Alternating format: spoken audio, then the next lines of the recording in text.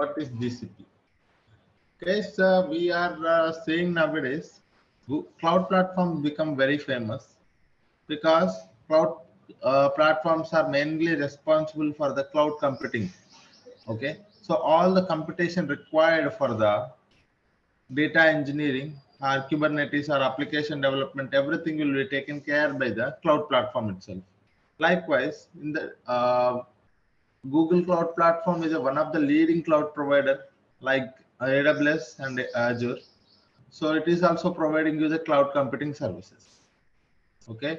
If we have to say what are the services that the GCP is providing, okay, in terms of a data engineering, you can look at the databases that it is providing and also big data tools, big data processing tools, so many other. So these are the things that the Google Cloud provides. For example, there is a compute engines, Kubernetes engines, app engines, like with cloud functions, serverless platforms, fully managed services. Okay. So all of these things that the Google Cloud platform is providing for us. Okay. In our session, what we are going to discuss this, let me open a OneNote where I'll tell you what is the course content that we are going to discuss in our session and a later point of time. So if you guys have any questions, I will we will spend the time to discuss discuss if you guys have any questions. And let me tell you what is the course content first. So here is the course content, guys. So as we already know, as I mentioned, Google Cloud Platform is providing a pool of cloud computing services such as Google storage and database services, as well as big data services. Okay, here also you can see Google big data services. Okay, so in our session, what we are going to discuss is these are the things that we are going to discuss in our session, guys. Google storage and database services. Okay, the very first service that is what we are going to discuss is Google Cloud Storage. What is a Google Cloud Storage? Why it is important? What kind of a tool it is? What kind of a data it is going to store? All the things related to the Google Cloud Storage. And not only that, very important things about is like security aspect, because Google Cloud is one of the scalable and secured platform. So when you say secure platform, how do you make sure that it is secure? So with the help of the access control, with the help of the retention policies, with the help of the access. So all of these things we are going to discuss. And after that, we are going to look at the cloud SQL. Okay. For that one, let me actually open my pen.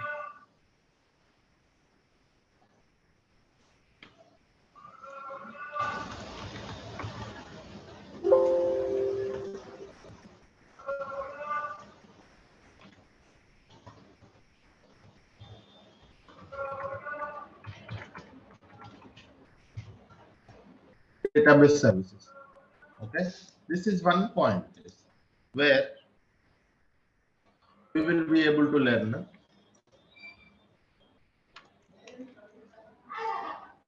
storage and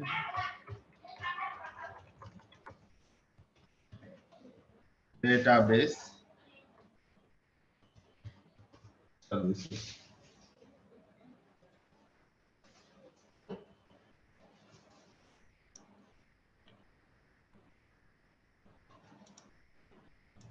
Okay, in this one, we are going to first see Google Cloud Storage. Yes, Google Cloud Storage is acting as a data lake in the GCP. So we are going to learn all the concepts related to the GCP. So it is acting as a data lake. So we will learn what is a data lake, why it is a Google Cloud Storage is having a considered as a data lake here, how much amount of data we can store in the Google Cloud Storage, all of those things we will see. Okay, and we will see practically how to create a bucket and how to upload objects and how to work with the Google Cloud Storage with from the Cloud Shell or Linux commands. So all of those things we will see, guys. And one more thing. So this is a storage perspective. What about the database perspective? So for the RDBMS solutions, RDBMS, we have Cloud SQL and Cloud Spanner, guys. So we have two services which are considered as the RDBMS solutions, Cloud SQL as well as Cloud Spanner. What is this Cloud SQL, guys? Cloud SQL is one of the fully managed services provided by the GCP for running the MySQL database, MySQL engines, as well as PostgreSQL engines, as well as SQL Server. That means if you have a on-premises MySQL, if you wanted to migrate it to the same MySQL with the same version to the cloud, you have these services available, readily available, guys. Okay, so this is a Cloud SQL and Cloud Spanner that we are going to see in our sessions. Instead, I would say here like this.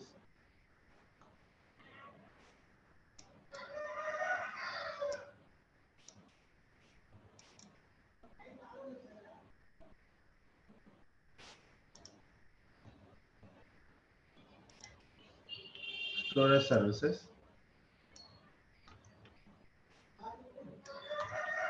We have here RDBMS. In RDBMS, we have first one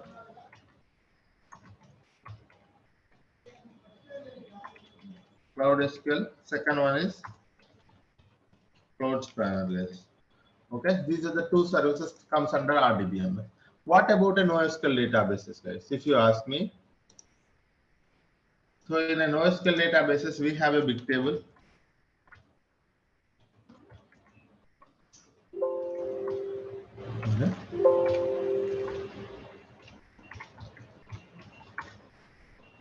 NoSQL databases.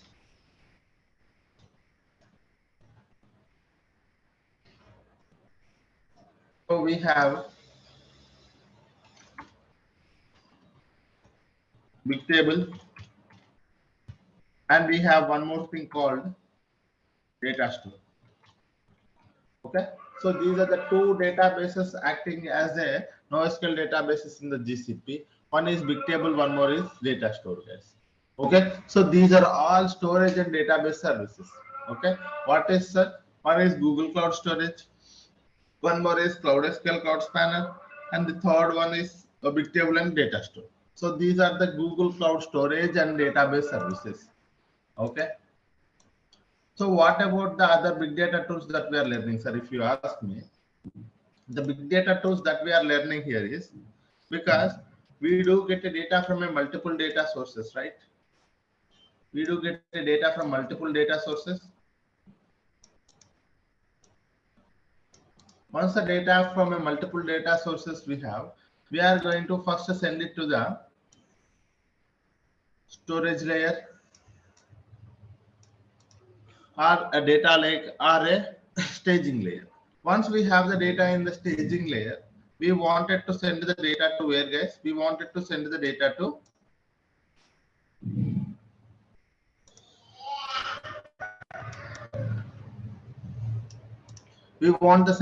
send that data to the data warehouse. After that, there will be a different users will be there. Either it will be an ad hoc request, or it will be a reporting purposes, or it will be a business manager asking for a requirement.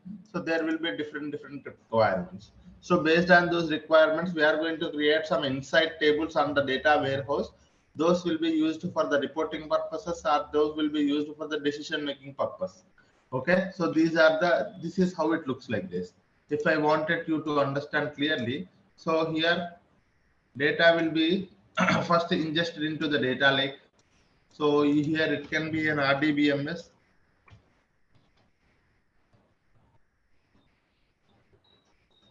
It can be a web server on an application. It can be a web server on an application, guys. Or it can be a CSV file from an application, or IoT data from an IoT application. So you get a data from a multiple data sources. You try to ingest the data into the data lake. So this is your data lake, guys.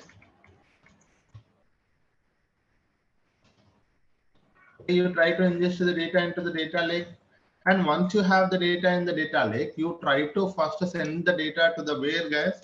You try to process the data and send it to the data warehouse. Okay, what you are doing, guys, here, you are trying to process the data. Okay, process the data, transform the data, clean the data, whatever the things you name it, all of those things, guys. Okay, you try to process the data and send it to the data warehouse. Finally, as per the business requirements, it will be creating a ML models. There will be a dashboard requirements. There will be ad hoc requirements. So based on the BA requirements or ML or some ad hoc requirement. Ad hoc. Okay. So this is how it will be, guys.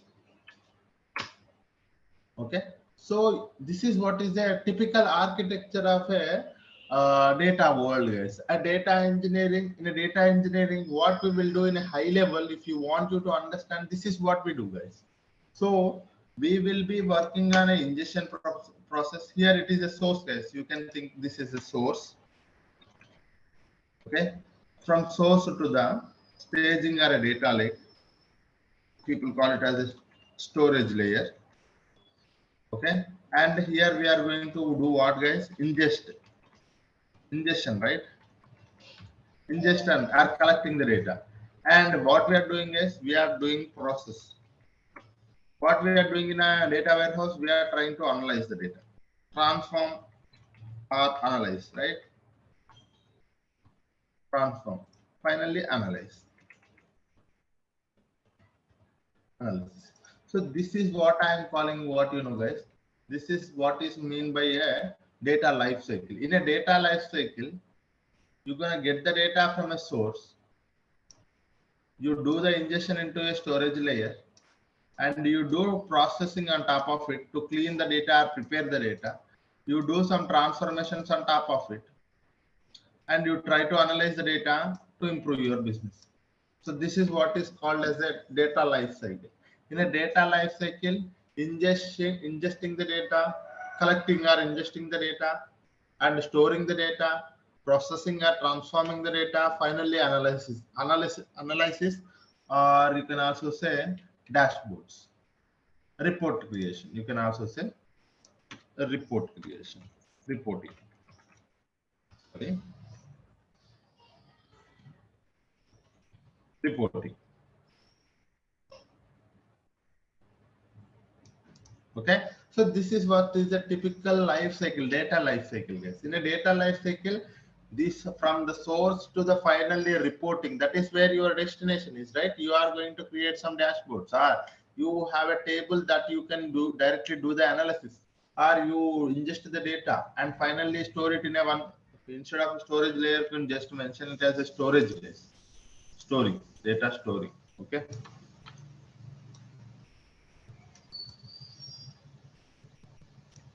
Okay, this is what it is, a typical architecture. In this one, what you are doing, you are having a data sources from here, here, and you are ingesting into the data lake, and from the data lake to the data warehouse. Finally, you will be having a different requests. So based on this one. So in a data life cycle, these are the processes that you are coming up with, guys. In this one, you see, you are having a source, sorry.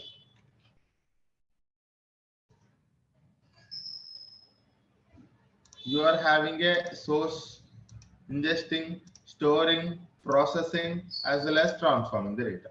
So this is what is a typical architecture. It will be real. This architecture is very helpful for you to understand the data engineering, guys. But here, what are the RDBMS? So, okay, sir, this is a data engineering life cycle. But you tell me, what are the RDBMS technologies that we are going to learn in our sessions? If you ask me that question, okay, so here I have mentioned here RDBMS, Cloud SQL and Cloud Spanner. Sometimes it can be a non-RDBMS as well, nothing but a NoSQL databases as well. That can be a big table or a data store. Okay, Sir, for ingestion purpose, what are the tools that we are using, sir? There are plenty of the tools for the ingestion purpose. People are using the PubSub, people are using the Kafka connector. We are going to learn the PubSub, guys. Okay. What about the data lake, sir? As a data lake, we are learning the Google Cloud Storage, guys. Okay. What is the data lake, sir?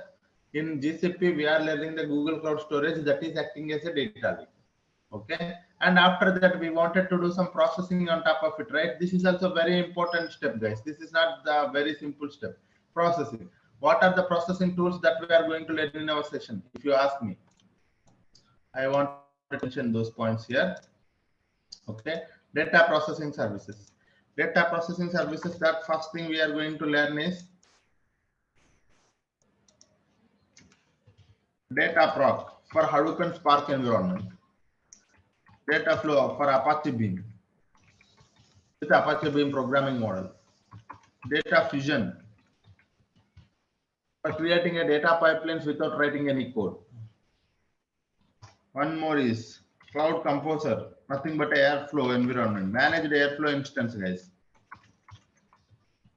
For creating a DAGs, it is a workflow orchestration tool where you create a DAGs with the help of the Python coding, guys. Very important tool. Okay, you're gonna look at the PubSub, and so these are the data processing systems that you are going to learn in our session, guys. Okay, so this is what I call as a data processing tool. Data processing tools in GCP. Okay, so if you wanted to process the data, okay, you can use these many tools according to your requirements, sir. If I wanted to work with the data, if I wanted to work with the Hadoop environment and Spark environment, then you go for the data proc. If you wanted to work with a serverless platform and Apache Beam programming model, then you go for the data flow. You don't want it to create a data pipe. You wanted to create a data pipeline, but you don't want it to write any code. You wanted to create a pipeline and do the transformations without writing any code. That's where you have to go for the data fusion, guys. And one more thing, you have a plenty of workflows with you, and you wanted to manage all the workflows, schedule them, manage them, and even if something goes wrong, also if you wanted to take care of the fixing the problems, issues, you can look at the logs. So all of those things, if you wanted to have, you can go to the Cloud Composer. That is the Airflow manager instance where you will be able to have plenty of options available. You can schedule the pipelines, you can monitor the pipelines, you can create the DAGs, you can do anything in there. And one more thing is a PubSub is an big data ingestion tool where you will be able to streaming data ingestion tool where you will be able to create a topic and subscription for each and every application where you wanted to get a data. So a message will be pushed to the topic, and via subscription data will be reached to the final application. So this is what is a data processing tools, guys. Okay. And after that, okay, after that, not only this one, sir. For example, in your company, you wanted to do some kind of a triggering. For example, think that in your data warehouse, you have created one table, and that table is having a lot of problems. Okay, if problems are more than one, you wanted to get an email alert.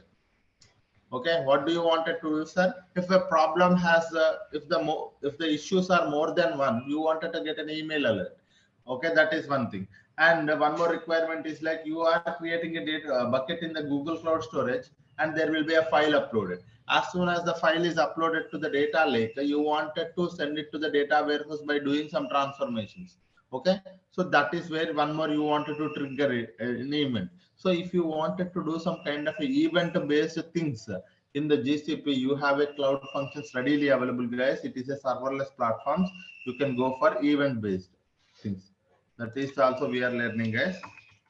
Cloud functions, very important tool. This is also okay.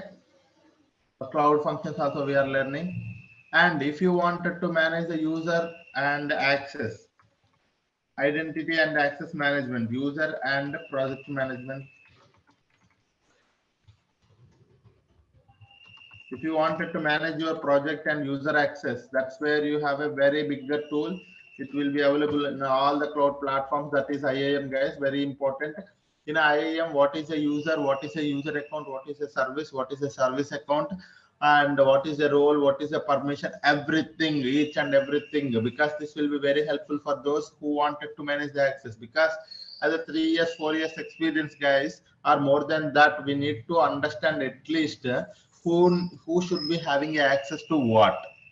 Okay, who should be having access to what, and what kind of actions he can do it in that particular service. Unnecessarily we don't want it to provide access to anyone, right? So that is where we will be taking care of all the user access as well as the project management with help of the IAM. IAM is a very authorization tool, I would say, authorization tool in the GCP. Not only in the GCP, it will be available in the AWS as well as Azure as well. Okay, identity access management guys, that is also we are learning. So you will be able to see here data lake, cloud spanner, cloud SQL, cloud spanner, bigtable, data proc, data flow, data fusion, cloud composer, pubsub, cloud functions, and user and access management with the help of the IAM. So these are all the tools that we are going to learn in a very detailed manner. Okay, data processing is here, and I sorry guys, I actually forgot a very important tool, that is BigQuery. That is our data warehouse, right? That is also comes, actually that is not a data processing tool, that is a data warehouse tool. It is a BigQuery.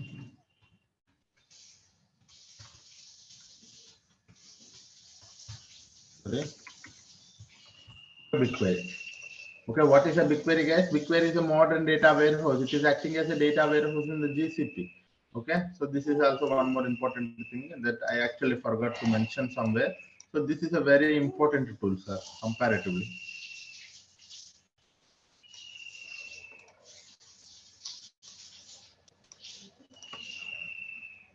Okay, so this is all about the data warehouse, and if you wanted to connect it to the data warehouse and do some BI activities, we have a data studio and data looker, but we are not just focusing on those data visualization part, but at the end of the session, how people are connecting it to the data warehouse and doing some dashboards on top of our data, how and how it will be helpful for them. So we will see for those things, but it is not too much deeper guys. This course is only responsible, this course is mainly intended for the data engineers. Okay, so this is what we are going to do guys. Okay, any questions anyone having so far on the course content? Any questions guys?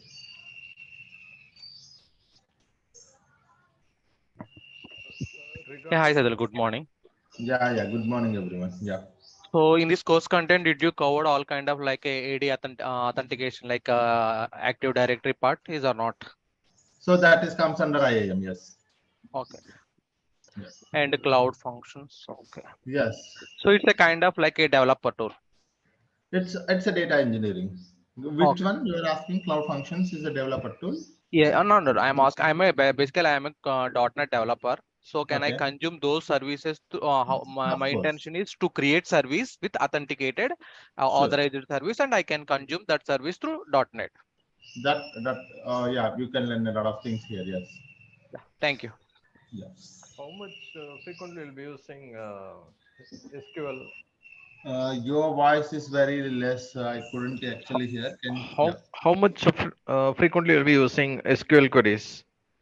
Yeah, frequency of SQL queries. So I would like you to understand that SQL and Python becomes very famous here in the data engineering. If you wanted to see Cloud SQL, Cloud Spanner SQL, BigQuery SQL, and even if I go to a data proc and if I wanted to work with the PySpark, I'd be using the Python plus SQL plus Spark. Okay, so again it comes in SQL, and data flow SQL, data fusion, no tool, cloud, it's a Python. So this is how it is this. If you wanted to understand all the concepts, whichever whatever I am saying, so you would be able to, I am expecting prerequisite for the course is have basic or at least a basic knowledge on medium knowledge on SQL and little bit of Python, little bit, at least what is a data type. Okay, all the data types, if you learn it in the Python, that is enough. Okay, but SQL, I would expect a medium knowledge, guys. Okay, so SQL is very important, and as a data engineer, if you wanted to grow, SQL is very much important, and you should be able to understand all the concepts. For example, what are those concepts? Are all the data types, was actually how to create a table, how to delete and update table. Those things are DDL commands and DML commands, and aggregations. Okay, so basic, I would say. So the concepts that you can focus on the SQL and Python, I would like to explain here, guys, so that if you are familiar with these concepts, you are well and good. Okay, in SQL. Okay, so all DDL and DML. So these are the basic things. I know you have to just to focus on how to create a table, how to delete a table, how to truncate a table, how to update a table, these things. Okay, and after that, I would expect you to have a aggregate, learn about aggregate things, aggregate functions. Okay,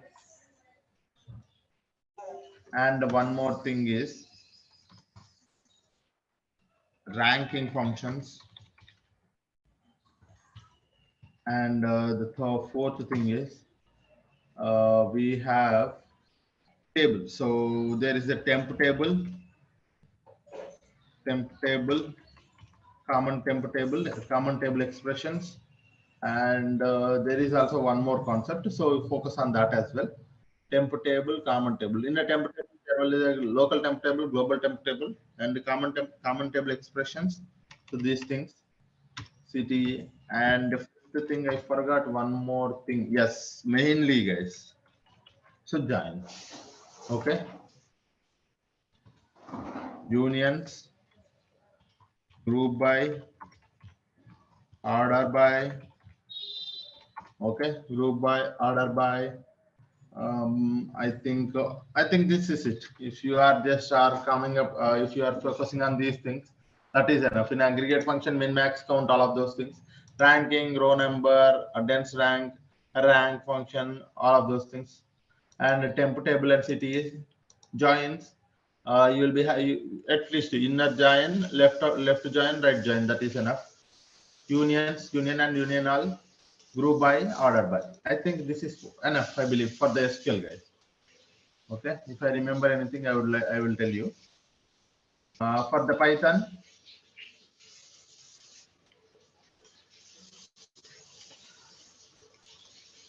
Python, I would expect you to have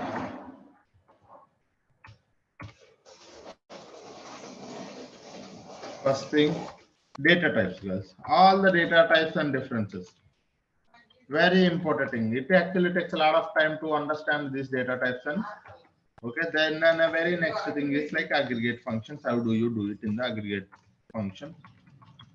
Okay, if you get a time, look at the map and reduce, and if you still get a time, just focus on pandas framework.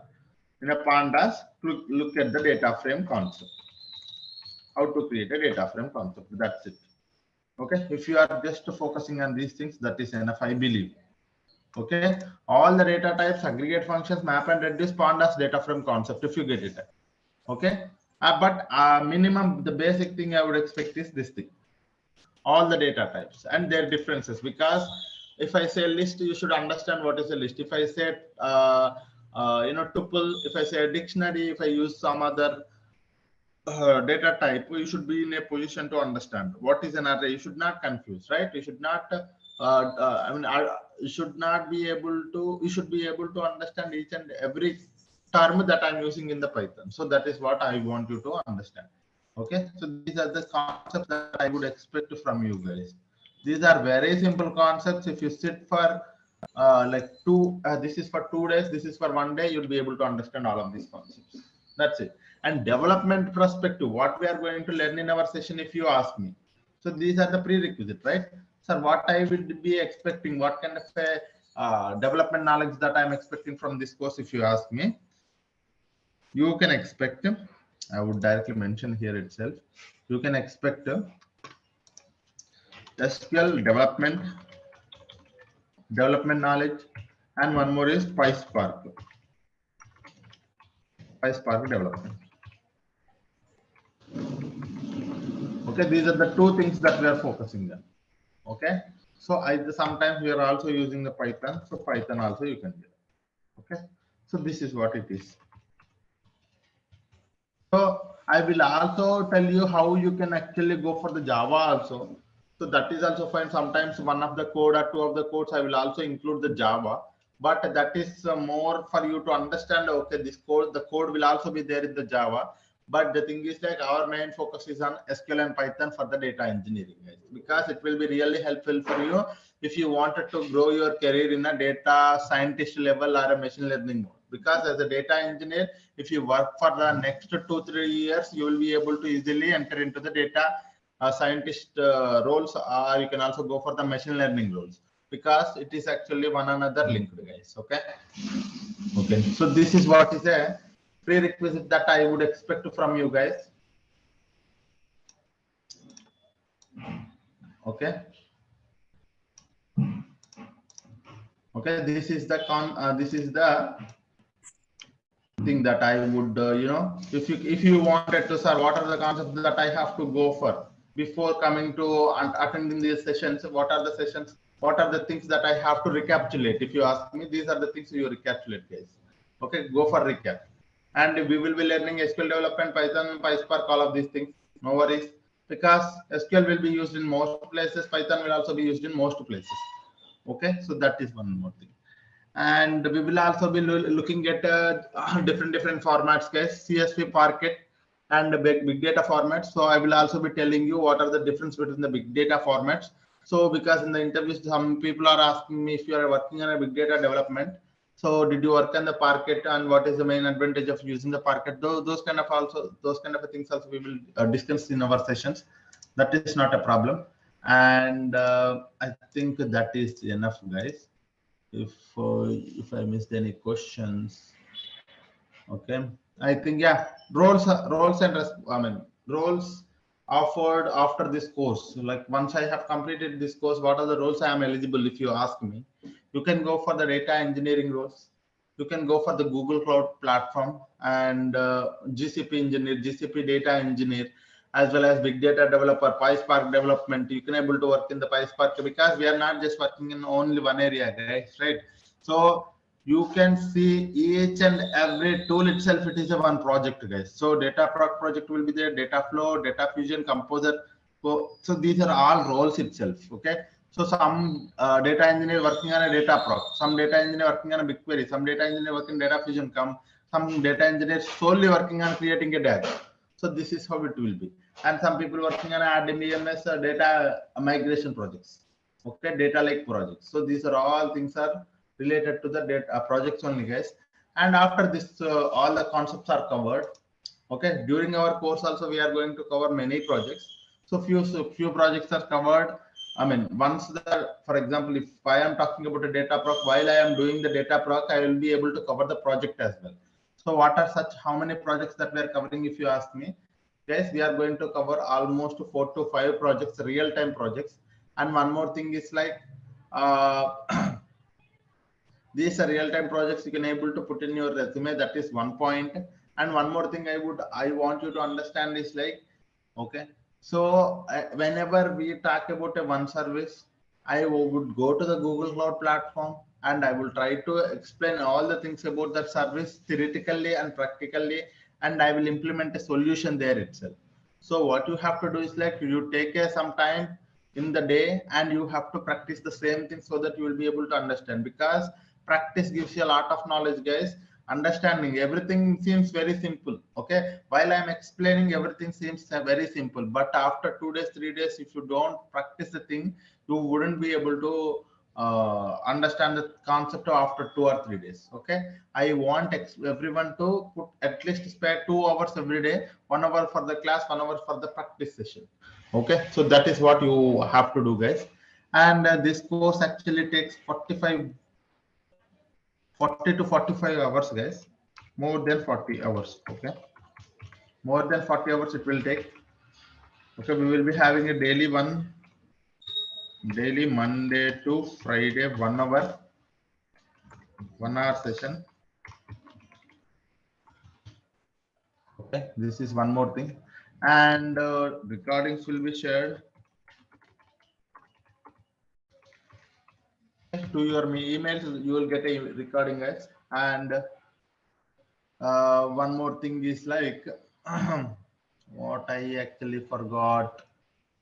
Course duration, course content, daily 1 hour session. I think this is it, guys. Okay. Okay, this is one thing. And someone is asking me if you guys have any questions, you can ask, guys. Floration, do speak, please. Hi, sir. Good morning. Yeah, yeah. Yeah. So the thing is that no, I am a VMware guy. Come from last 8 years, I'm working in VMware. So this platform is completely new to me. So is that a good decision to go for that this course? Yeah, it will be really helpful for you guys for going to this course. It will really helpful for you. And because why I'm saying is like a data engineering is a foundational course. And one more thing, in our course, I will be starting from very basic to the advanced. I cover sometimes what is a data. I mean, because when we talk about a relational databases, I would talk about what is the data, what are the classification of the data, what is meant by structured, unstructured, semi-structured data, and one more thing is like what are the types of databases available, DBMS, RDBMS, and NoSQL databases. So from starting very basic to the advanced level where we will be able to automate the data pipelines. Automation, until the automation we will be covering Okay. every aspect. So this course will be really helpful for you if you wanted to build your career in the data engineering. Data engineering is not simple, guys. One more thing I want you to understand, very trending technology, very trending. As data keeps on grows, data engineering will be a very trending and hot job for getting a lot of opportunities. First thing, because data keep on grows, data engineer will be in a trending job. Okay, and there will be a plenty of opportunities and highly paid job, guys. If you go and look at the highly paid jobs in the world, data engineering is one of the job which is a highly paid jobs. Okay, yeah. Someone is Okay. asking So for a duration. The course duration is 40 plus hours, and course fee you can able to contact the team so that they will be able to help you on the course fee, guys. okay. Yeah, Okay. So one more thing. Sorry for interrupt. One more thing. yeah. So as you mentioned, the prerequisite that SQL and Python is needed. So, but I don't have that knowledge. That's the reason I'm getting So into that is the confused. reason. There are people here who does not know the SQL. There are few of my students who does not know the SQL and Python. But what I suggested them is like the only thing. Why my point of mentioning the concepts here is this one. You take a snap of this one. If you wanted to build your career in the data engineering, you take a snap of this page and look to go to the Google or YouTube or anywhere. There are plenty of resources for SQL and Python. Only focus on these concepts. I'm telling you, it wouldn't take 3 to 4 days. Okay, getting the basic knowledge on these concepts, it wouldn't. That's the reason I have mentioned here the concept. There is no point of mentioning the concepts if you guys already know it. So there are few people who does not know the SQL, who does not know the Python, but still they wanted to enter into the data engineering world. So that is why I have mentioned here the SQL concepts and Python concepts. You take a snap of it and keep it with you. And we will be going to the deeper concepts. It takes 1 week or 1.5 week when we enter into the deeper concepts, main concepts. Meanwhile, for this next 5, 6, 7 or 1 week plus 10 days, you will be able to focus on these concepts and get a knowledge on it. Okay. Okay. Yeah, Thank you. yeah, yeah. MySQL or MS SQL will be Both are using same. all are same. Both are same. No worries. Yeah. Okay.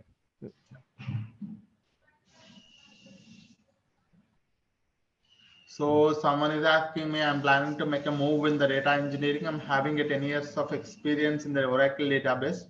How it's helpful for me?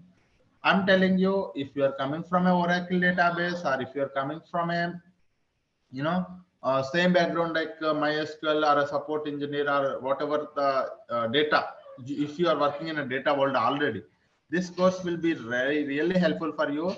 You can get a good opportunities. First thing, a lot of hike you can able to expect, guys. A lot of hike you can able to expect. Okay.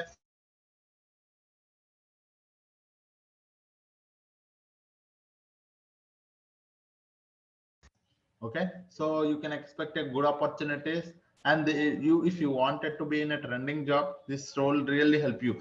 You worked on my Oracle DB. It is kind of a very good job, but you wouldn't be able to get a high XR. You wouldn't be able to get a laptop opportunities if you wanted to try it out. But data engineering is a very trending job. After 10 years, you wanted to again switch a job. It is again very trending. So it will be there for next 10 to 15 years. Data engineering in a very good position, guys. But this is one thing. And what is the course fee, and who can help us to let us know? So for the course fee, guys, you can actually go for, okay, um,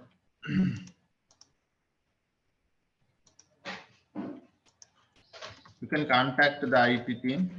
Okay, so they will help you on this thing. Yeah, any questions anyone having? Some people, okay, sorry guys, there are plenty of questions in the chat. I would try to explain one by one. Okay, and so is this course specially catering the data engineering with GCP and generic cloud computing with Google Cloud? Both. Okay, that is both, guys. Any project included in this course? Of course, guys. Don't worry about the project. Real time when I started my working, and still I am working in the projects. So those projects are I have created as a data engineering project here. Even with the triggering and cloud functions also I have created how actually the cloud functions will be used in the projects, how a BigQuery will be used in the projects. So those are real time things. You need not to worry about it.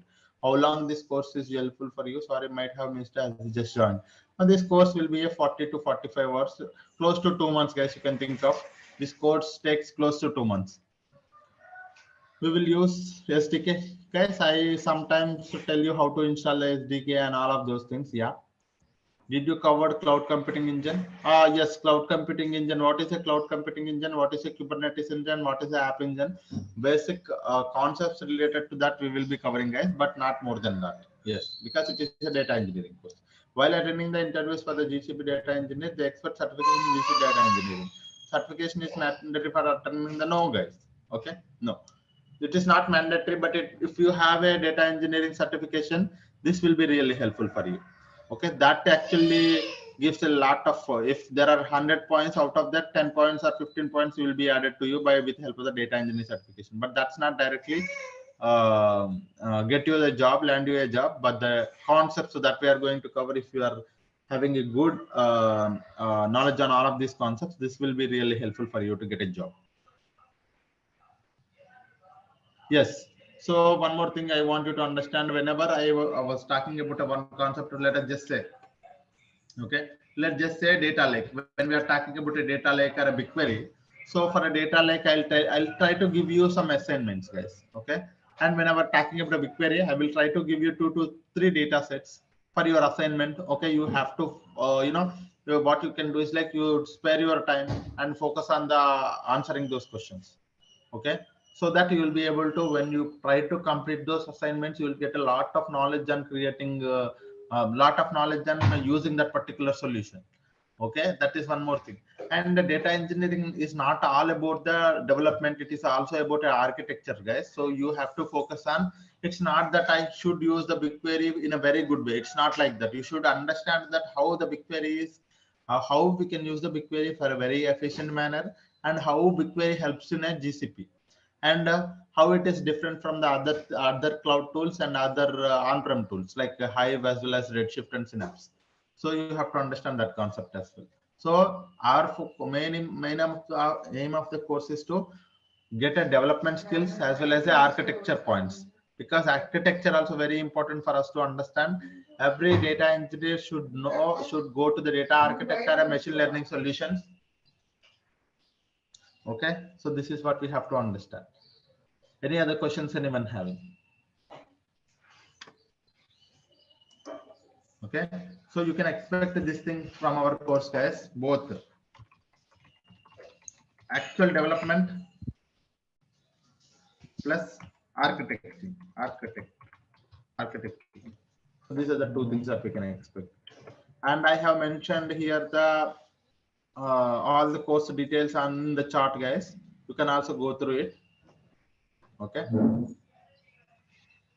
So time of the timings, I actually forgot to mention the timings, guys. The timings are same timings, guys. 7:30 to 8:30 a.m. Okay, same timings every day. Okay, so these are the timings. Yes. Yeah. Any questions? Anyone having? Yeah, Saidul, I have one question. So I'm Yeah. expecting just I have to created one sample web application. Then how I want to deploy that application in the cloud? Is it possible to cover in this session? I mean, in this course content or not? Actually, for the deploying the pipelines and deploying the things that we are going to discuss, but application, because we are not an application developers, so that thing is not covered. Okay, thank Yeah, you. but creating a data pipelines, deploying those data pipelines, because that is where we are focusing on as a data engineer. Yeah. Okay, thank you. Yes. Yeah. Someone is asking a batch time that I have mentioned here, guys. On premises to the cloud, yes. Data migration on premises to the cloud that we are covering. Yeah. Any other questions, guys? Anyone?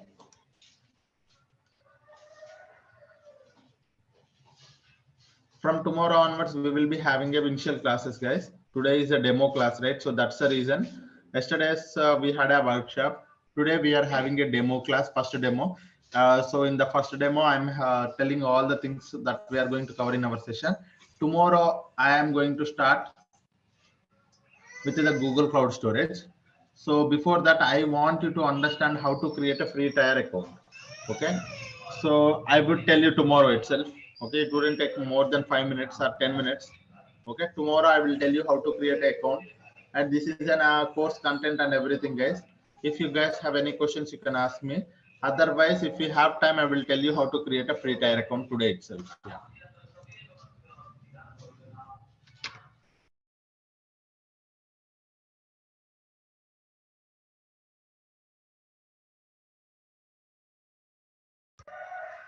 Okay, guys. So this is it for today. So hope I have given you a good understanding of what are the services that we are going to cover in our sessions, and hope you got some idea about a data engineering and a prerequisites, as well as what kind of a things that we have to focus on before entering into the data engineering, and what kind of learnings that we can expect out of this course. Okay.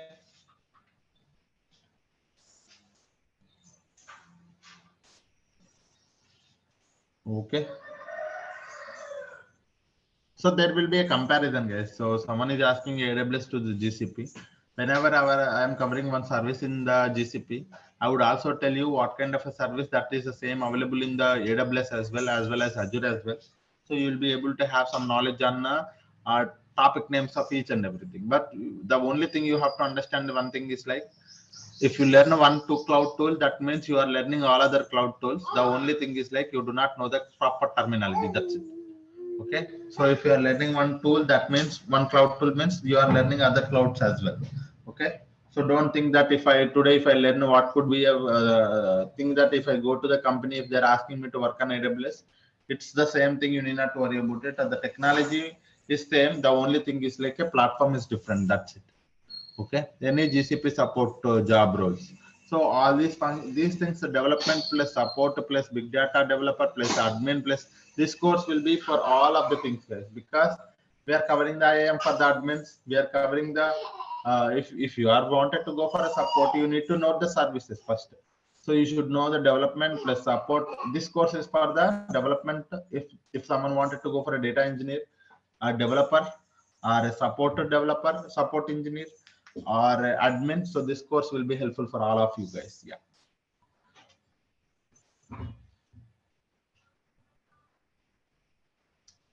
Okay, guys. Any questions?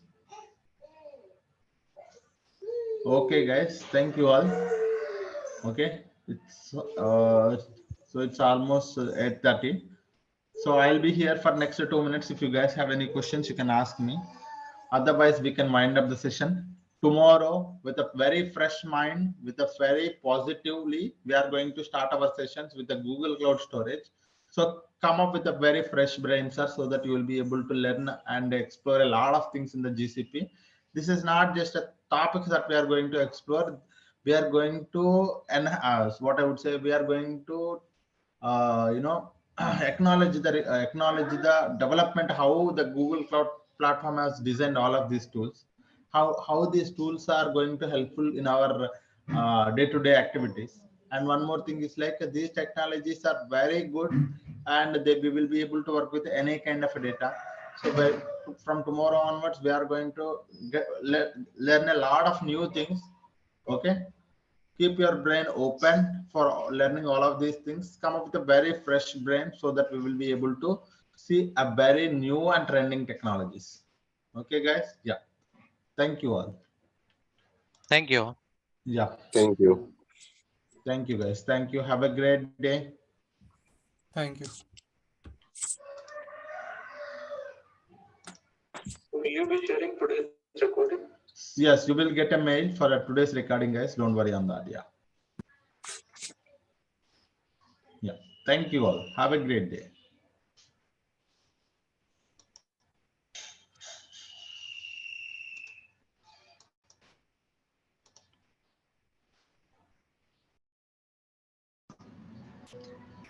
Hello, everyone.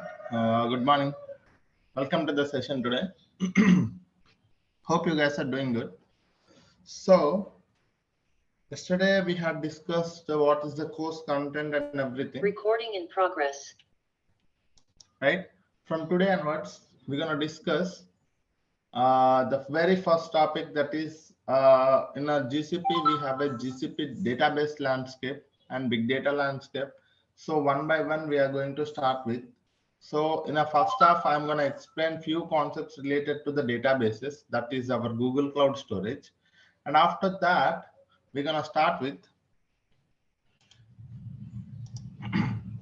at the second of our session, I will tell you how to create a free tier account in the GCP, so that you'll be able to create a free tier account. After that, you'll be able to practice what are the sessions that we are having in. So let me start with the session today.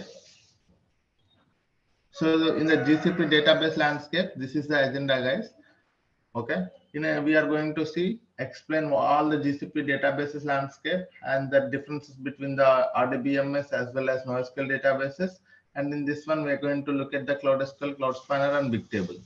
Okay, so these are the things. So first, we're gonna see in data lake modernization in the GCP. If you wanted to have a data lake in the GCP, how we can have it? So which tool can be acting as a data lake in the GCP? Let us see one by one, right? So yes, we already know what is a data lake, guys. A data lake is a centralized repository to store the data. Okay, a centralized repository to store or retrieve the data as per the business requirement, right? So what kind of a data we can store, guys? You can see here. We can store structured data, semi-structured data, unstructured data. We can store either if it is a batch data or streaming data. It should be able to withstand for SQL, ML, and searching. We can able to store on-prem data, cloud data, and data. So it is a scalable and secured platform to store the data, retrieve the data for further analysis or processing purpose. So this is what is a data lake, right? We have seen what is a data lake. Let me try to tell you what is a data lake from my notes. This is my notes, guys. Where is that?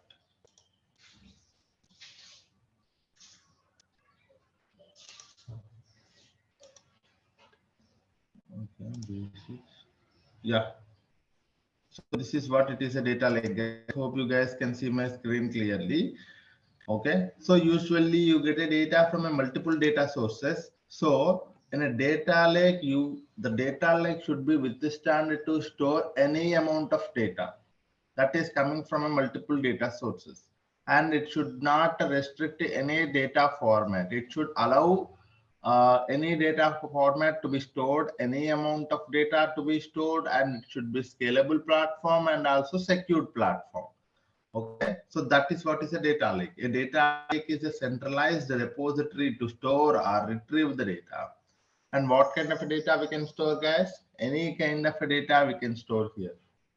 Okay, and do we have any restriction on the number of files that we can store here? No.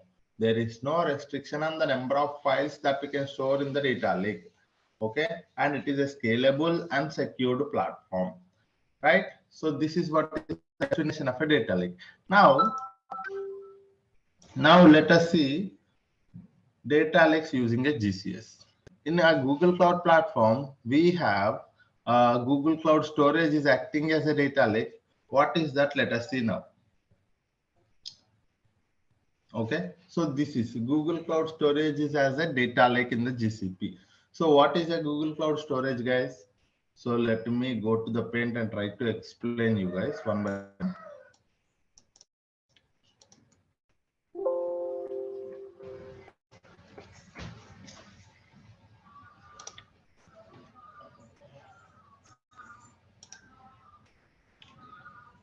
So from today, from the very first topic that we are going to see is Google Cloud Storage.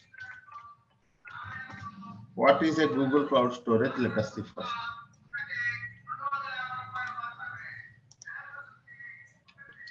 Okay.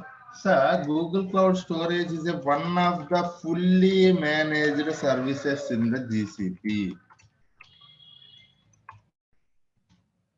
What is this one, sir? One of the fully managed services in the GCP. What do you mean by that, sir? What is mean by fully managed service?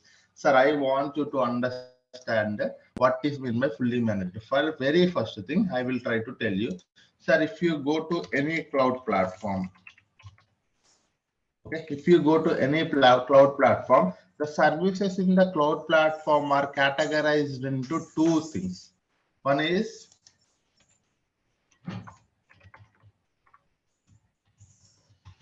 managed instance,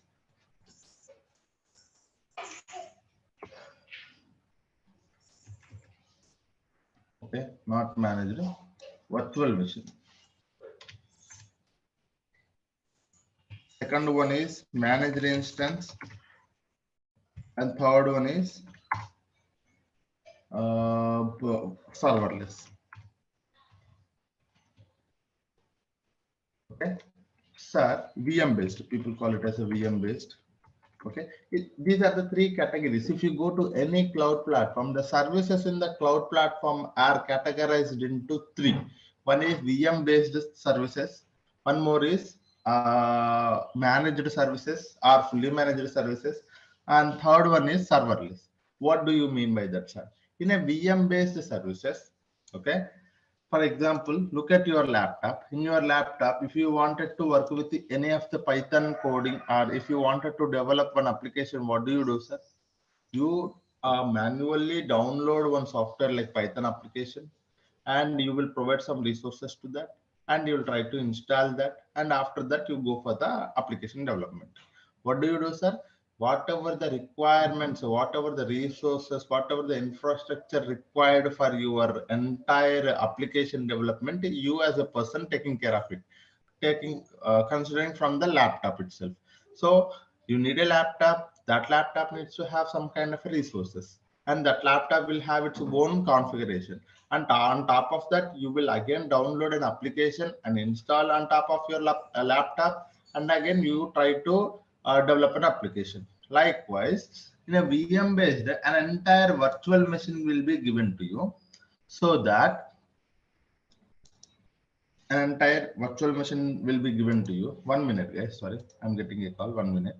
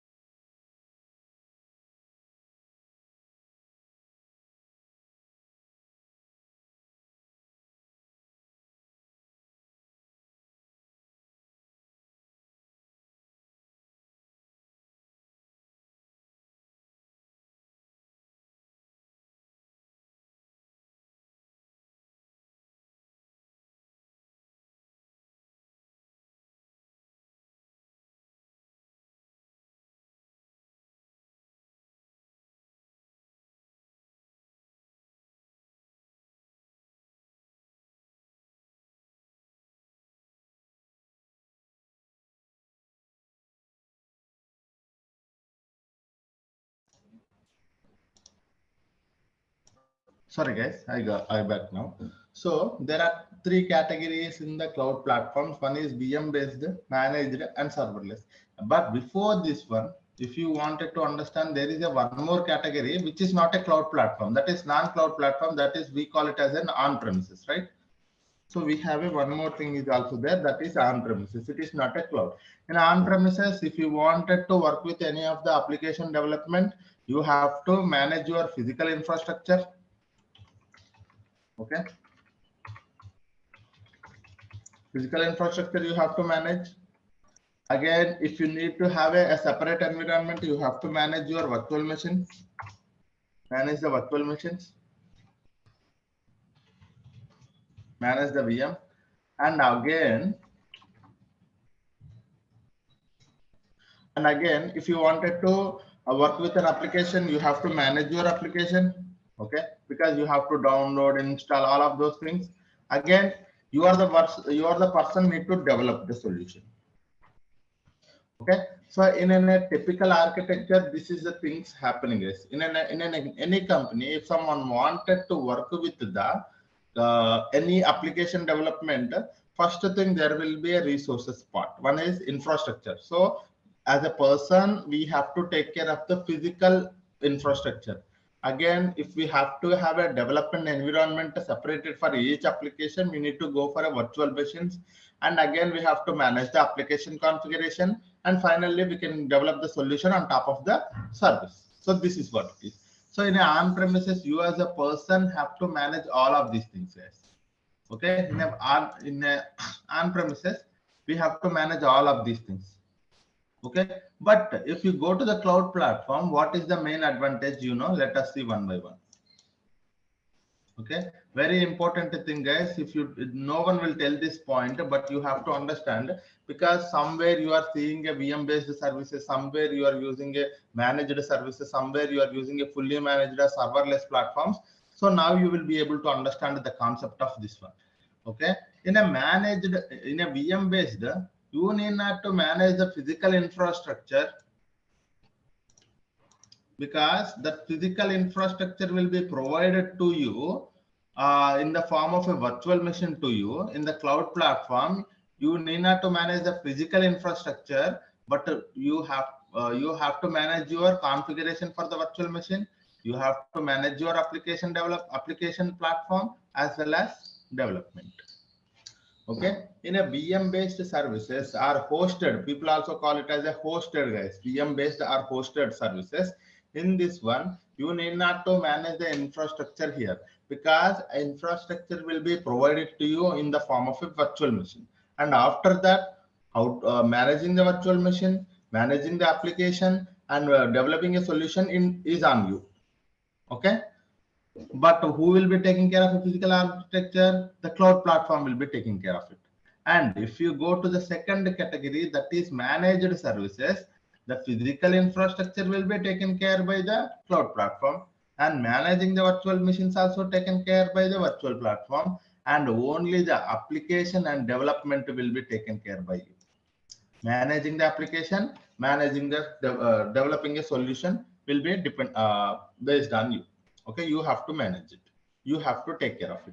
Okay, and if you go to the serverless platforms, the name itself it is saying, you need not to worry about a physical infrastructure, you need not to worry about a virtual machines, you need not to worry about a platform.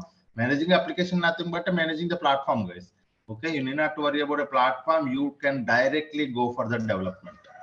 Okay, this is what the cloud platforms are doing a best thing for us. Okay, because they are taking care of a lot of burden from us. If you go to the virtual machine based, an entire virtual machine will be provided to you. When they have given a virtual machine to you, all the configuration will be given to you, guys. If you need this much of, if you need 500 GB, 1 TB, 10 TB, 100 TB of storage, networking properties, as well as a RAM, if you need to have a lot of CPU, you can select it. Okay, so a highly robust virtual machine, you can select it. If you go to your laptop is a small machine which will be having only small configuration. But if you wanted to have a very heavy machine with a large properties, you can select it. Okay, that properties will be that management of the virtual physical infrastructure will be taken care by the cloud platform. How, sir? We already seeing some data centers, right? Google have its Google data center, Amazon having its Amazon, and that's where they are managing the physical infrastructure and managing the virtual machine, managing the application, and developing an application will be on you when you go to the VM based services. If you go to the managed services, physical infrastructure as well as managing the virtual machine will be taken care by them. Only the application development, application and its development will be upon you. Okay. And if you go to the serverless, only the development part you are talking about. Because we will see in our upcoming classes what is a fully managed, what is a serverless. So if you go to the VM managed, you can look at the compute engines. Okay, compute engines are there. Kubernetes engines are there. GCA, GKE. So these are all comes under VM based services. Guys. If you look at the managed services, we are every day looking at managed or fully managed. You can see that. So managed services are like uh, managed services, Dataproc you can think of. Very good example, Dataproc, managed services. And for the serverless, BigQuery is the best example. Dataflow is a one more example. So you need to categorize the services in such a way that it will be very helpful for you to understand it. Because in a company, if a client asks you whether what kind of because we are looking for a serverless platform, you should be in a position to understand what is the serverless platform. If they are looking for a semi-serverless platform or a managed services, you should be in a position because serverless platforms provide you a lot of benefit when you are when you talk about a cost.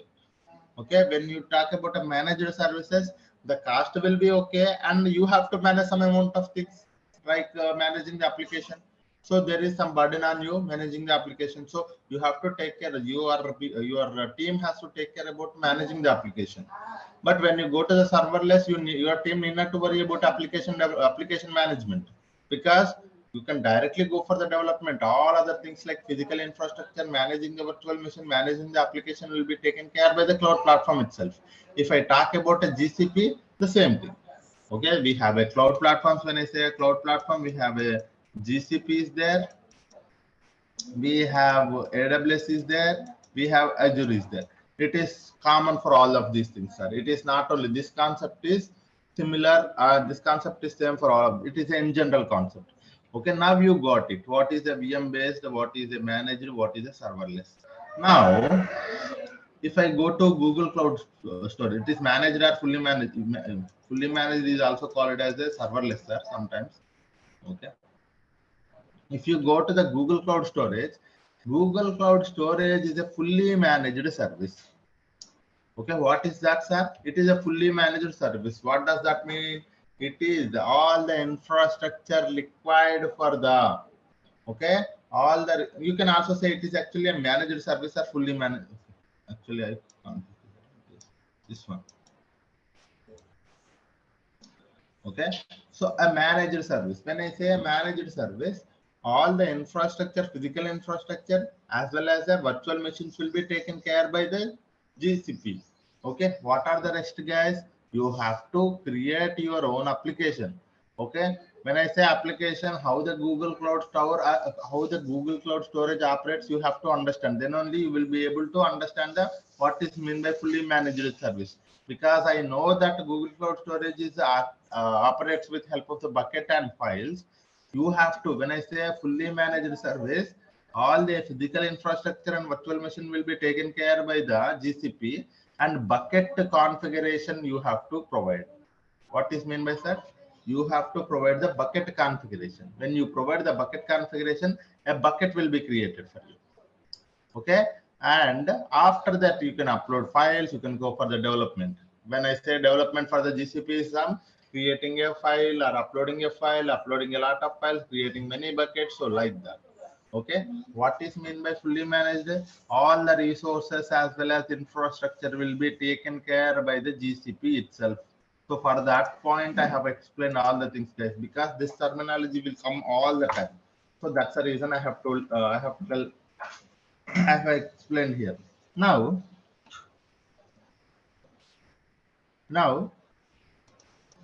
sir, it is now I understand that it is a fully managed services. So the infrastructure will be taken care by the GCP. That is fine. So now tell me what kind of a service that the Google Cloud Storage is. What is the main intention of having a Google Cloud Storage in the GCP? So if you ask me, it is a service for storing and retrieving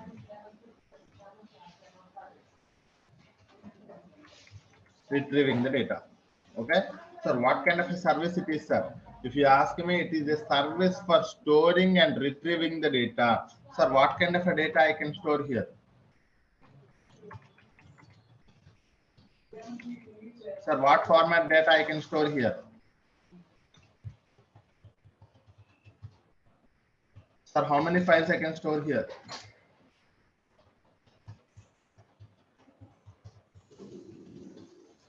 Okay, sir, how much amount of data I can store here?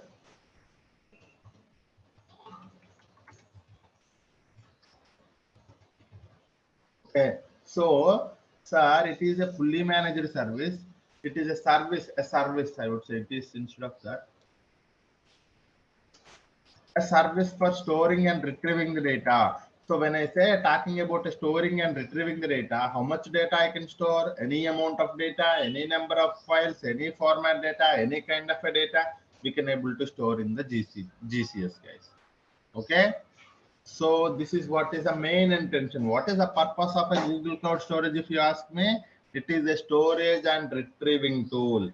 You can store any amount of data, any number of files, and if you wanted and need to have if you wanted to have the data to be retrieved at some point of time, you can also retrieve this data. Okay.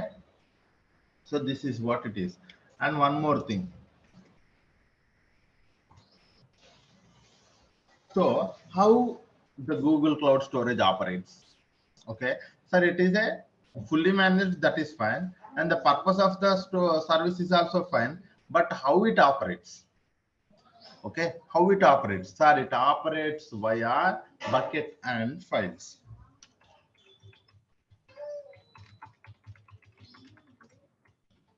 Okay, it operates via bucket and files. Sir, some people does not know what is a bucket. I want you to understand this terminology now.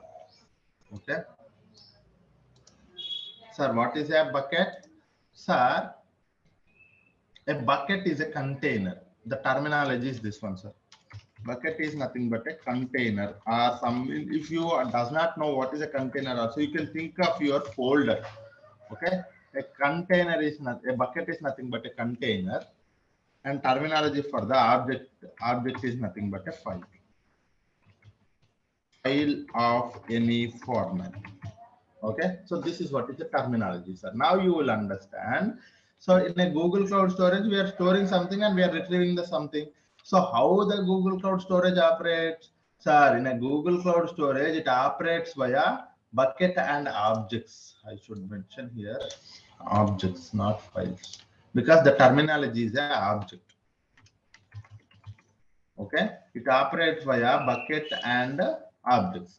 Okay, what is a bucket? A container or a folder. What is an object? A file of any format. So what does that mean, sir? If it is operating via bucket and object, do I have to create a bucket to store the objects? Yes. So you have to create, we have to create to store the objects. Okay, we have to create a bucket. We have to create a bucket. So any number of buckets you can create it, any number of files you can upload it to one bucket. So this is what is it. This is how the Google Cloud Storage operates, guys. Okay, how the Google Cloud Storage operates, sir? A Google Cloud Storage operates via bucket and objects. So in the terminology, what is a bucket, sir? A bucket is nothing but a container, and an object is a file of any format. and we have to create. If I wanted to store some data, what I have to do, sir? If I wanted to store some data inside a Google Cloud Storage, what I have to do? I have to go to the Google Cloud Storage and try to create a bucket, and inside that I can upload the objects. What do you mean by objects, sir? It is nothing but a data, nothing but a file, right? So this is what is, it is how operates, sir. So far everything seems good. The fourth point I want you to understand that it allows, Google Cloud Storage allows worldwide storage and retrieval. Okay, that means, what does that mean, sir? I do not know. One more basic concept it is coming, sir. You have to understand, there is a concept of region, multi-region, multi-region, and one more thing is a region, multi-region, dual region. Okay, so this is what, if it is allowing a worldwide storage and retrieval, what does that mean, sir? At any location you can able to store the data, at any, from any other location you will be able to retrieve the data, but you have to select a proper region and multi-region and dual region. According to that, if you wanted to store and retrieve the data within the region, you can go for the within the region option. And if you go to the multi-region, the data will be retrieved across all the regions. And dual region means within two regions. Okay, we will see this difference. Okay, this is actually takes some time, so we will see this difference tomorrow. Okay, what is the main intention of having a regional service, regional storage and multi-regional storage and dual region storage? Because there is a difference between them, and there is an advantages also there, and there is a cost in terms of a cost also. You can look at it, guys. If I go to the region, the cost will be little lesser. When I say dual region, the cost will be little higher. If I go to a multi-region, the cost will be little more higher. And we will see that tomorrow, the main difference, why it is. So that is one thing that we will see tomorrow, guys. The fifth point is, as I told you, scalable and secured platform. What does that service, sir? It is a one more final point, sir. It is a scalable and secured platform. So we will see what is meant by secured platform. And I just want you to give you an overall heads up to the Google Cloud Storage. Now you got it. What is a Google Cloud Storage? The only thing you have to understand today is that what is a Google Cloud Storage, and what is the main purpose of having it, who will be taking care of the resources here, and how it operates, how the Google Cloud Storage operates, and what kind of a tool it is, whether it is a storage, worldwide storage or a retrieval service, and whether can we go for a secure, whether it is a secure platform and scalable platform or not. This is the only point you have to understand, guys. Tomorrow we will see how to create a bucket. Inside that, all these things, like when I say secure platform, right? So we can able to say access control, and very basic concepts we are going to see tomorrow. Object versioning. What is mean by all of this terminology? We will see retention policy. Okay. Okay. And one more thing is also there, storage classes. Okay, we can also go for the storage classes. While you are creating a bucket, there is also a storage classes. So tomorrow we will see all of these things, sir. Whenever you wanted to create a bucket, so you can select a proper bucket name and a location where you wanted to. So when you wanted to create a bucket, you have to give a proper name to the bucket. Okay, you have to give a proper name to the bucket, and you have to select the location of the bucket, and you have to select the proper storage class for the bucket, and we have to select the access control, and we have to select the object versioning and retention policy. retention policy. Okay, tomorrow we will see in while we are creating a bucket, all of these concepts we will see because these are the practical concepts. Okay, so what are these? How we have to give a proper name to the bucket, because it is not directly, sir, I can give any name. Okay, it is not like that. It has to be a globally unique name. How to select a location? When I say select a location, we know that we have a region option is there, we have a dual region option is there, we have a multi-region option is also there. And storage classes, there are 4 storage classes like standard, nearline, cold and archive. Access control also we have 2 options. Access control at rate bucket level, access control at rate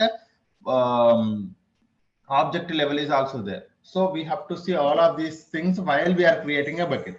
Okay, today hope you got some idea about a Google Cloud Storage as well as the different varieties of the services in the cloud platforms. Okay, yeah, any questions so far on the Google Cloud platform, guys?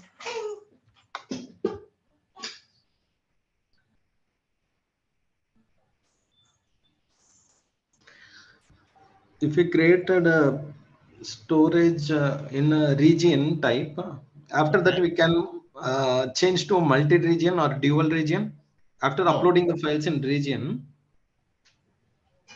No, that's what. So there are few properties that you can change it. There are few properties once the bucket is created, you cannot change it. Okay. So that is, I have actually properly documented that. Tomorrow, I think we will see.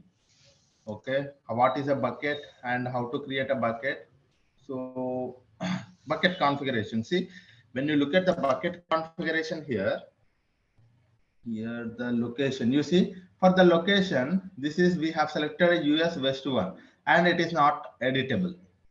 Okay, so when you create a bucket, you cannot, once you have selected a proper location to that bucket, you cannot later edit it.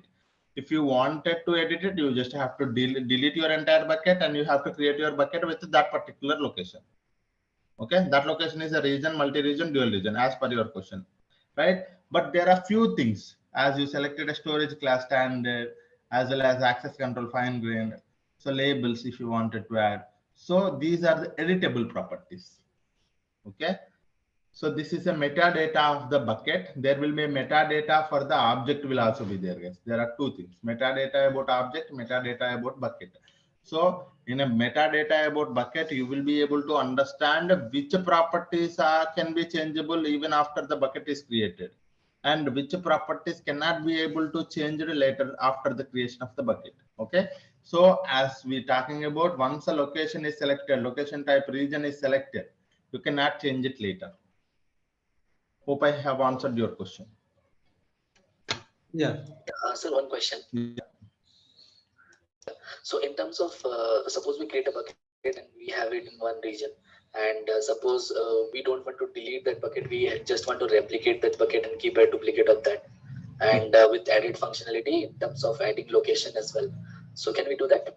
Yes. So this is for, it's a one scenario that what you wanted to do is like you have 2 buckets, right? It's 2 buckets, right? It's not only 1 bucket, right? So as I told you, because I'll tell you why I said 2 buckets, because when you wanted to create a bucket, the name of the bucket is globally unique name. Okay, you cannot give a same name to the 2 buckets. First thing.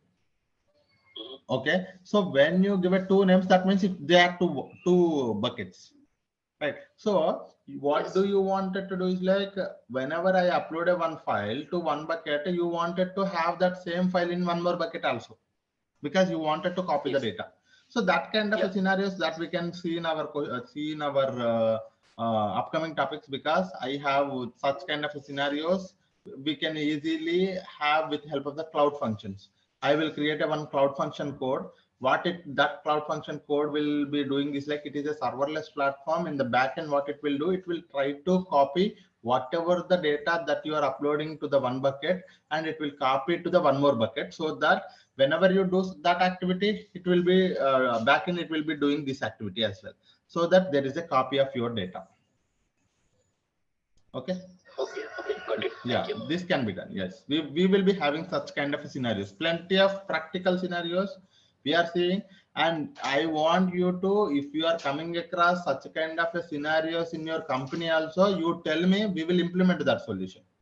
Okay, so that we will do, guys. Okay, I just don't want you to tell you a course and stop it here. I just want you to, if you guys have such kind of a scenario, sir, I am facing this kind of a problem, so can we implement such kind of a solution, or can we at least see an architecture for this solution? So that kind of scenarios we will see if you are coming across. So please let me know, that's not a problem. And someone is asking a question, can you teach how to create a bucket via SDK? Sir, yes, we will create a bucket with the help of the Cloud Shell. Yes, of course. So I will tell you how to create a bucket two ways, sir. You can also see here. So because each and every, I want you to understand this point. I think I might not have told you this point. So let me tell you this point. Where is this? Yeah. So, sir, very important thing. I will write it here. There are two ways. There are more ways, but mainly two ways for me. Two ways to interact with GCP services. There are actually two ways for me. Okay, I don't know how people say, but for me, in my classes, I will tell there are two ways if you wanted to interact with the GCP services. One is UI, one more is code. One UI is nothing but a console. Code is nothing but a Cloud Shell or Cloud SDK. Okay, or SDK, Cloud SDK. Okay, this is what. In UI, we know that how we are interacting with the help of the user interface, nothing but a drag and drop, clicking something. That is what is a UI. If you wanted to interact with the services, if you wanted to use any service in the GCP, you can go with this way. Okay, this is a manual process. Sir, I wanted to create a bucket, or I wanted to delete something, or I wanted to interact with the Google Cloud Storage. You can also interact from the code, that is Cloud Shell or Cloud SDK, from anywhere. So these things also we will be seeing, guys. It is not that we are also looking, because I wanted to understand the concepts via UI, but tomorrow I wanted to automate it with the help of the code, because we are not just stopping here, because there are professionals who are automating the processes. Automating can only be done with help of the code. So there are two ways to interact with the GCP services.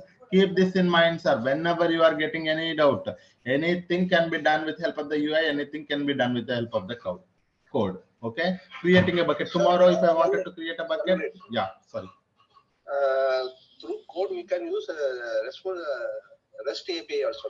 Yeah, through REST APIs also we can use it, but most of the people using these things. So even I am covering these two only. That is the reason I have mentioned REST API is also there, and there is also one more thing is also there, mobile application also. But most of the times we will be using this thing only. Even in the companies also, people use UI as well as Cloud SDK or Cloud Shell. Yeah. Okay. And one more question: any Terraform Ansible tools required for automation? Sir, no. Any Terraform and Ansible tools required for automation? No, sir. Our main intention is to have a data to be created and automated with the help of the pipeline. So that is what we are going to do. That is SQL plus Python is enough for this course. Yeah. Okay. Yeah. In real time, we will be creating the bucket, or admin team, they will create the bucket and hand over to us. No. So there are two ways. So if you go to, there are two, it depends upon your company, guys. If you go to the MNC companies, you will be having a dedicated team for the admin. So they will be doing the admin activities. Admin, I would not say admin. So there are two, admin, or you can also DevOps. Okay. They will be taking care of the resources, infra related things, they are taking care of it. Okay. But if you go to the tier 2 companies, tier 3 companies, what they do is like something like startups or some low base, I mean, not product, some basic product based companies are, you know, if you go to small scale companies, what small scale? Okay.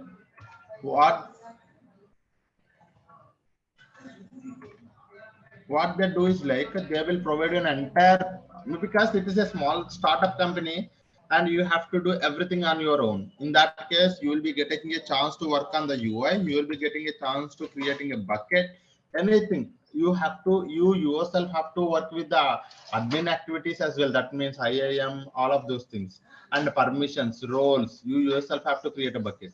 But when you are going to the MNC companies, most of the times they will not providing you access to do that. But there is an environment called sandbox. In that sandbox, you can do anything. But if you look at the prod environment, they will not provide you no access at all. Okay, if you wanted to practice anything, you can go and do it in the sandbox. But in the startup, you will be providing an access to all of the things. You can able to work with that. So this is what it is. Okay, yeah. You will team BigQuery with loading files with the real-time scenarios. Yes, guys, I will teach. It's not team, right? You will teach. Yes. So you will teach BigQuery with loading files with the real-time scenarios. Don't worry about that. We will be having a plenty of such scenarios. Data proc, data flow, everywhere we are using the BigQuery. And I will take some CSV files. I'll upload it to the. I'll upload them as a. I will upload it to. Sorry, I will create a tables on top of those CSV files.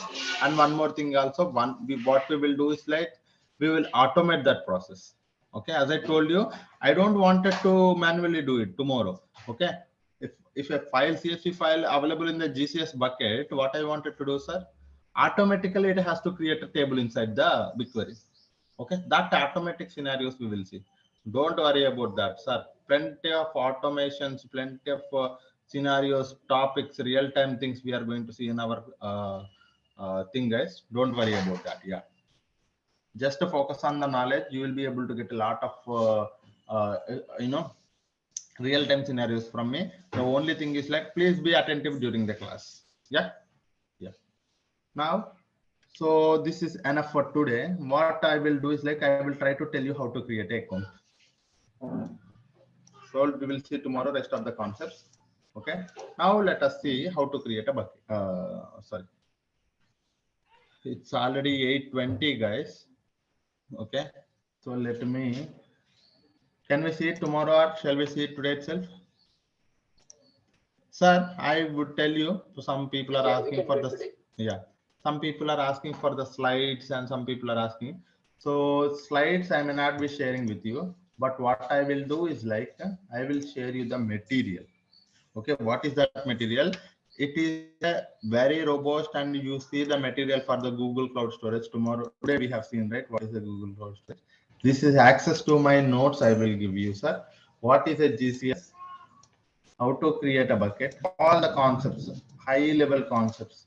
And note, oh, here I have mentioned, sir, whenever you use any service in the Google Cloud platform. Okay, this is one more thing, two costs associated. One is storage cost, retrieval cost. Tomorrow we will see this point. Okay, so these notes I will provide it to you guys. Okay, I will provide access to the my notebook. This is my OneNote notebook. We will be having all of these things here only. So I will provide access to that. And so that for that one, I want everyone to complete your registrations. Then only there will be a group created. There I will provide the link for that so that you will be able to access it. And access also not provided to all guys, only for those who have registered. And if I got an email from the team, I will provide access to that particular email. Okay. Yes. Yeah. So please complete your registration tomorrow. So please remember, make me remember, sir. Tomorrow, first thing we will create a bucket. We will create an account. Okay. Later only we will see the rest of the things. Yeah. Because it's already 8:20. Even I am having some other tasks. Yeah. Okay, guys. Thank you all. Hope you learned something today. So I want you to learn everything, almost everything, every day, whatever we are speaking. If you are unable to understand, please try to ask me. So that wouldn't be a problem.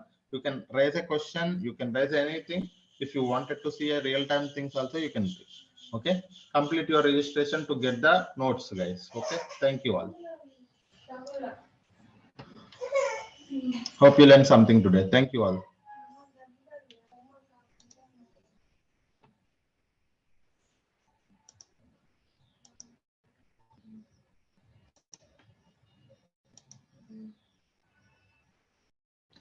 Hello guys, very good morning everyone.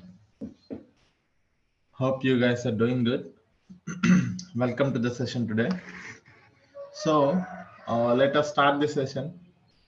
If you remember, yesterday we had discussed about the introduction of the Google Cloud Storage, right? What is a Google Cloud Storage, guys? Google Cloud Storage is one of the fully managed service. What does that mean? One of the fully managed means fully managed is nothing but all the resources required for the managing the files as well as storing the files and retrieving will be taken care by the GCP itself. We need not to worry about that thing. The only thing we have to worry about is like how to create a bucket and how to upload a file, and after that how to make sure the data is controlled, and need not to worry about the resources required to build this GCS. And one more thing, we have to worry about what are the storage classes we need to take care of it, and the location as well as object version. And what kind of a tool it is, guys, if you ask me, a Google Cloud Storage is a service for storing your any type of a data, any kind of a data, any number of files we can store here. And how the Google Cloud Storage operates? Google Cloud Storage operates via bucket, okay, and objects. What is a bucket, guys? A bucket is nothing but a container to store your objects. And what is your file object, guys? Object is nothing but a file. Okay, it allows worldwide storage and retrieval. It is a scalable and secured platform. So this is all about a introduction to the Google Cloud Storage. Now the question is how to create a bucket. Sir, as I told you, if I wanted to work with any of the service in the GCP, there are two ways. One is via console, one more is via command line tool. Okay, so let me open. Okay, so if I wanted to work with a interactive,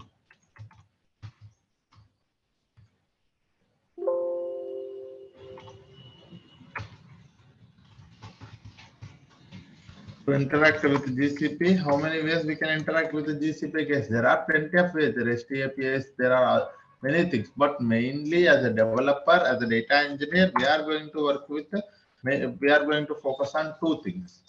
Okay, that is, one is user interface, that is what we call as a console. One more is command line tool, that is your shell or SDK. Okay, so this is these are the two ways that we can work with. Now the question is how to create a bucket from the console. That is one thing, and also how to create a bucket from the command line tool. So these are the two things that we will see, guys.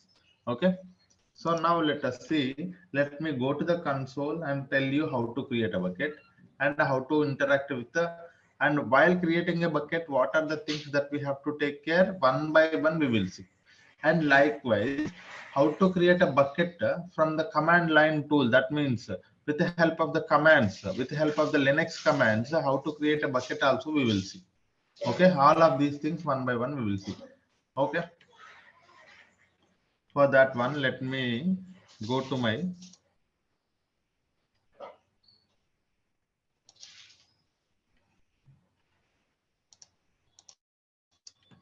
let me go the console.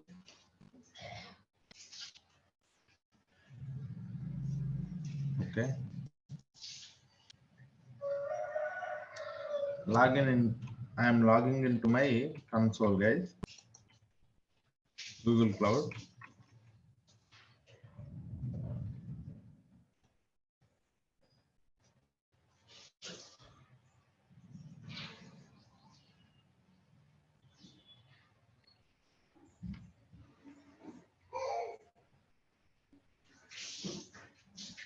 Okay, so let me first give you an introduction to the Google Cloud platform here, the interface. So when you enter, when you logged into your Google Cloud, so this is how the interface looks like.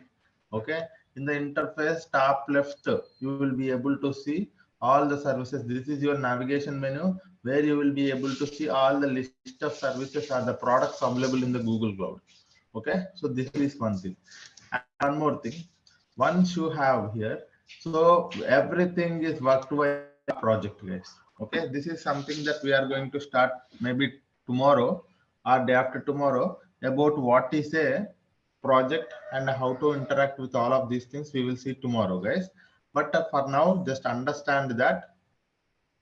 So when you wanted to work with any of the service in the GCP, okay, when you wanted to work with any of the service in the GCP, we have to enter, we have to select a proper project. Either we have to select a existing project or we can create a new project. Okay, how to create a new project, guys? Click on this new project. You will provide your project ID, project number, that's it. Okay, new project will be created. So each and every product in the GCP will be uh, can be tracked from the project only, and billing also enabled from the project only. If you don't select a proper project, the project you cannot be able to work with any of the resources. And one more thing, you have to enable the billing only, otherwise you can able to need not to, unable to work with the GCP services. And while you are working with any of the service, there will be a API, you have to enable the API. All these things are linked to a project only, because all the tracking of the billing will be done from the projects. Okay, so this is one thing, guys.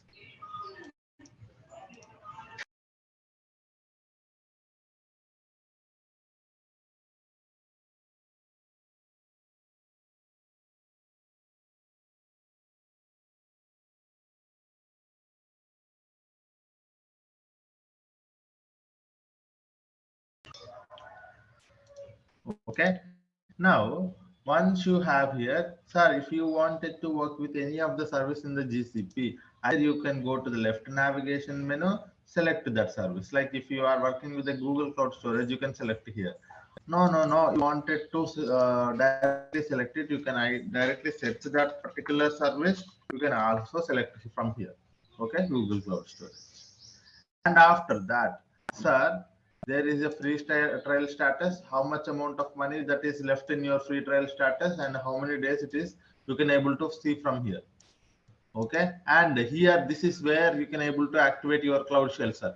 If we wanted to work with the Cloud Shell, nothing but a command line tool, where this is where the place you have to go and click on activate the Cloud Shell. When you click on activate the Cloud Shell, one more at the bottom you will be able to see a command line tool will be opened for us. It takes like almost 30 seconds. For the first time it can take 30 to 40 seconds. You see here a Cloud Shell terminal will be opened for us. Okay, so this is a we will see what is actually a Cloud Shell and what kind of a tool it is and how to an introduction to the Cloud Shell also I will tell you guys. But now let us not worry about that. And after that, this is where you will be able to see all the notifications when you create a bucket, when you delete a bucket, when you move something, you will be able to see here. And the settings, if you wanted to go to the project settings, you can go from here. And all the, if you wanted to add one more account, a sign out account, and you wanted to look at your account details, so from here you will be able to do it. So this is all about the interface of the Google Cloud, guys. In a Google Cloud, you will be able to have a navigation menu for selecting the each and every service, and go to the search box for selecting a proper service. And one more thing is like, you can select a proper project here. Either you can select an existing project or create a new project. And here you can go to the project settings as well from here. Okay, and one more thing is like activate Cloud Shell. So you can able to see the Cloud Shell was activated, you will be able to see. So whenever you are working from the console also, the very first thing is like you select a project, right? Likewise, whenever you work from a Cloud Shell also, you select a proper project. Okay, so this project by default the this project is selected. How I know every project is tracked with the help of their project ID, guys. So this is your project ID, arboreal avatar, right? Here you see arboreal avatar. So this is your project ID. And if you wanted to select one more project from the Cloud Shell, so the thing here is like you have to mention this one, Google Cloud config set project, and that project ID you have to mention, so that you will be able to enter one more project. And here from the console, if you wanted to go to a one more project, you directly click on that one. So like how you are clicking on this one, you click on one more project, that project will be selected. So if you are working in that project, that means all the billing will be enabled to that particular project only. Okay. So this is what is all about the introduction to the GCP console as well as Cloud Shell, guys. And I want you to understand what is a Cloud Shell also now. Okay, I think, do I have somewhere the Cloud Shell information? No.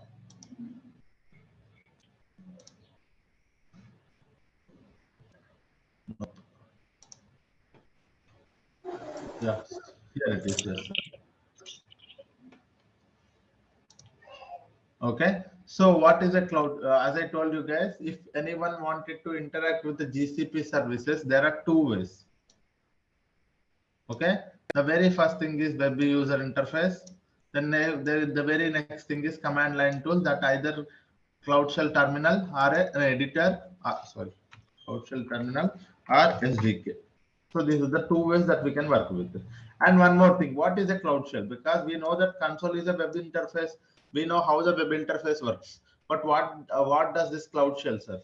A Cloud Shell is a very small Linux operating system, guys. It is a command line tool. It has a 5 GB storage.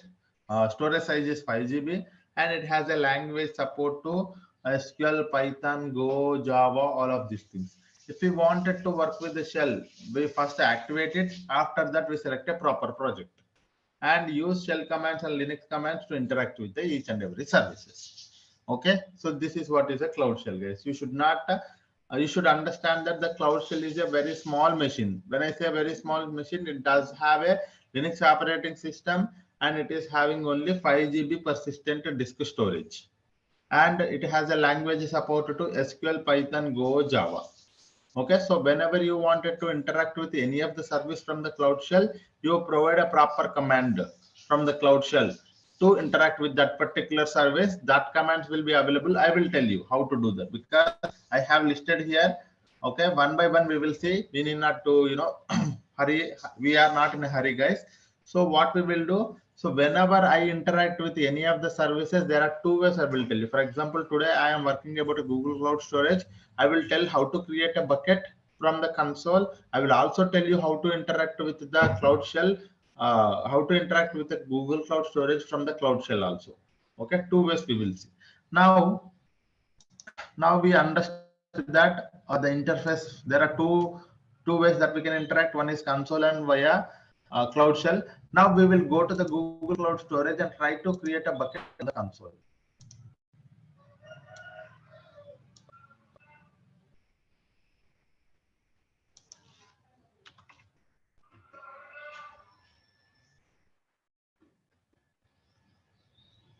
Hello. Yep. I have one doubt, sir. Yeah. So what is the difference between this Cloud Shell, which are working with the Linux operating system, you told, no? Yes. What is the difference between this Cloud Shell and the SSH? During the computer engine we are creating now, so there we are getting into the SSH. The same screen is what different is there? Where we will be able to interact with each and every service in GCP. And one more, this SSH terminal is only for that particular virtual machine, right? So you cannot interact with all the GCP services. If you want to interact with that particular virtual machine, what you provide some commands, you wanted to upload some file, you wanted to delete some file, you wanted to see some information, you wanted to access some information, you wanted to provide some permission. So all of those things are related to that particular virtual machine. Okay, there also you will be using a Linux commands, and those commands are also similar. But the thing is, like, it is only specific to that virtual machine. But here, Cloud Shell is a overall service or in general service or a primitive service where you can able to interact with each and every service in the GCP. All the resources, all the permissions, everything can be done from the Cloud Shell as well. So that is the main difference, guys. Okay. Okay, sir. Then what is the purpose of SSH, sir? We can directly interact with what are the comments we are giving in SSH? The same No. command we can So you use. have to understand that one more thing is like if I wanted to interact, because see a virtual machine, as I told you, you have to understand this thing as well. A cloud shell is a small machine. When I mention a small machine, it have only the 5 GB persistent disk storage. And when you go to the virtual machine will be having a lot of storage. Sir, I wanted to move a file from a file of 10 GB to a virtual machine. That I can do, but I cannot load it to the Google Cloud Shell, right? Because it has only 5 GB. When I say 5 GB, you can only store until 4.5 GB of storage only. So it's not possible. But when I say virtual machine, you can able to store any amount of data as per your storage requirements.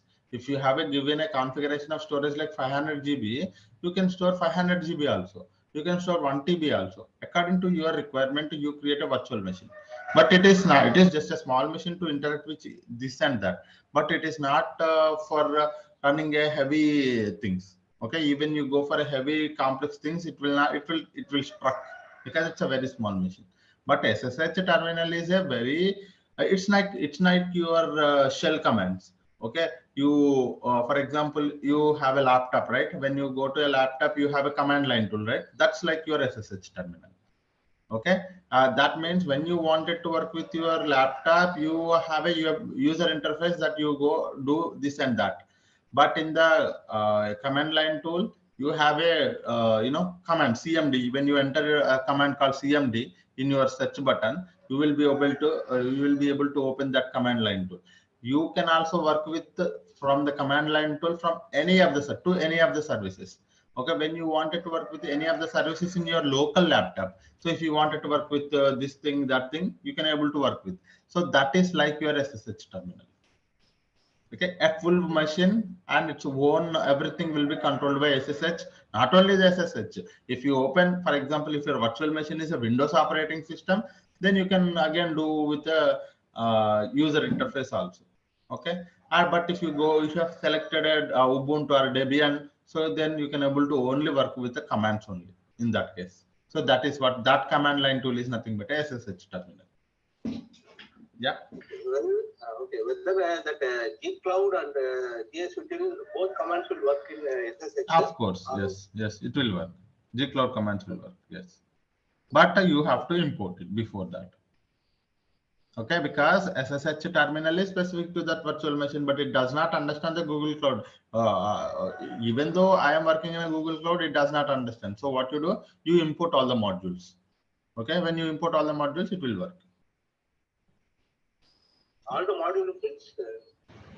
So we will see in our upcoming classes. Okay. Yeah. Okay. So guys, Google Cloud Storage we are seeing, right? So how to create a bucket and how to interact with the how to create a bucket, how to create a folder, and how to upload a file inside this Google Cloud Storage one by one we will see now. Okay. So for example, when you are inside a Google Cloud Storage, this is how the interface looks like. If you wanted to create a bucket, click on create bucket. Keep yourself muted, guys.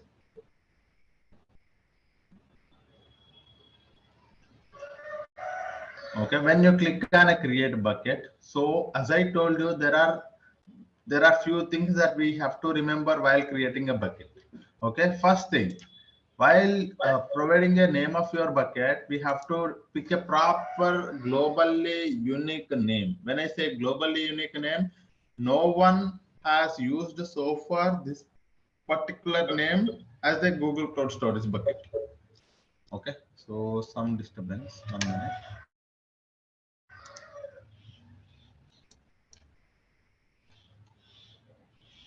Yeah.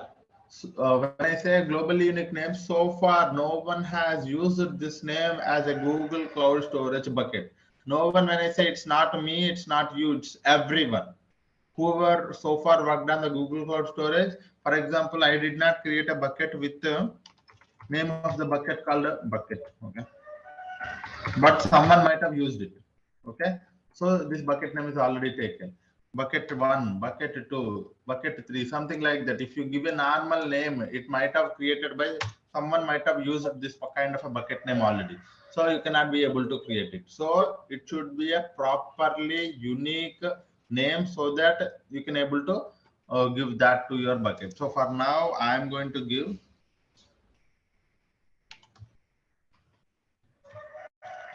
storage underscore bucket underscore resources. Okay, so this is the bucket. I have given a proper bucket name, which will not, I believe that which will not be used by anyone so far. Even though if still this is the 10102, I will give. Okay, so this name no one has used so far. It is a globally unique name. Now, after that, once you have given a proper name to the bucket, click on continue. And this is where we have to worry about a location. So I want you to understand about a location, sir. While you are creating a bucket, the very important thing you have to remember is one of the important thing is location, guys. Okay. I'm hearing a lot of noise. 1 minute.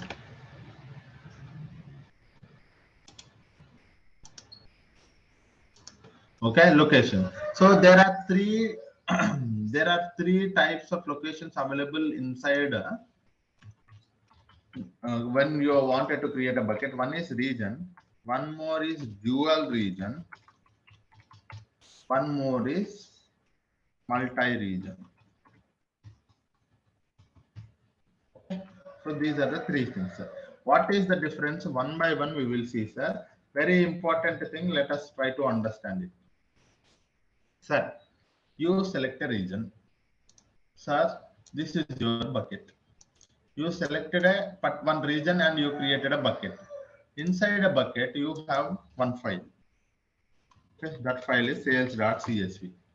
You have uploaded this file. Okay. Now tell me, you selected a region called some US. Okay, instead of that name, instead of names, I will say region 1. Okay, you selected one region you selected one region, and inside you have created a bucket, and inside the bucket you have uploaded a file. Okay, so what happens if this region crashes? What happens? Think about it like this, guys. What happens if this region has a failover? All the data related to whatever the bucket, the data inside the bucket will lose, right? So this may happen for the single region. When you select a single region, if we do not know, there can be no failovers, but in any case, if there is a failover happened at that particular region, all the data inside your bucket will be gone. Okay, so that is the problem with the region. So that is the reason it has a, and one more thing is like a latency will be there, and data loss may happen. Data loss may happen because you have only selected, there is no replication. I would say instead of that one, no replication. Instead of that one, I will say no replication. Okay. So these are the two things. There will be a latency. When I say latency, you wanted to see here. You wanted to get the data from this particular bucket. There are plenty of the people need to have the data from this bucket. But the thing is, like, many people are accessing. That is the reason there is a latency because of a single region. So there will be a latency and there is no replication. When I say a replication, we will see in a dual region, guys. Okay.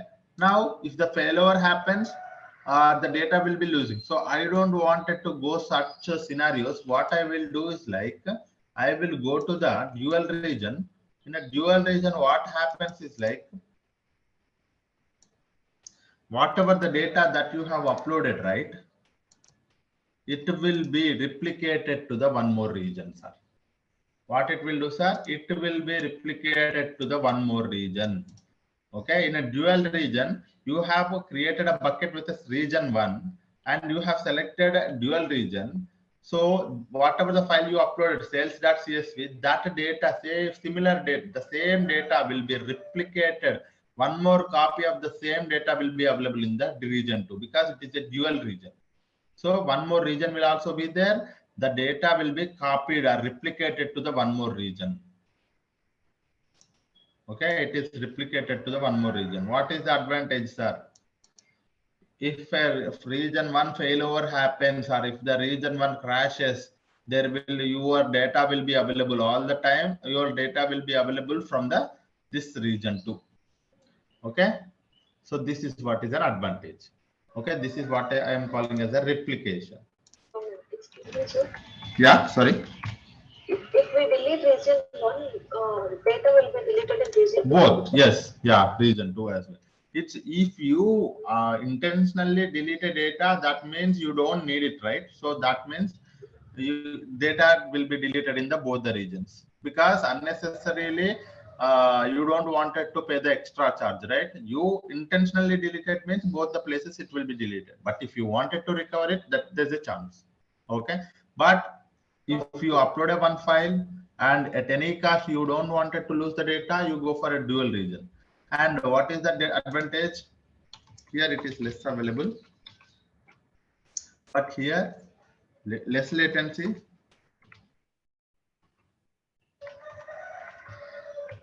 replication is there, and availability is there. Okay, the data is highly available. And one more thing, sir, again, one more thing. When I say dual region, I am getting these kind of benefits from the dual region. What if I go to the multi-region? So the multi-region will be selected by those companies who don't want to lose the data at any cost. At any cost, you are running a business, very important for you. You have a data that you don't want it to lose at any cost. In that case, you select a multi-region. In a multi-region, the data will be replicated between 2 or 3. Sorry, the data will be replicated between 2 or 3 regions.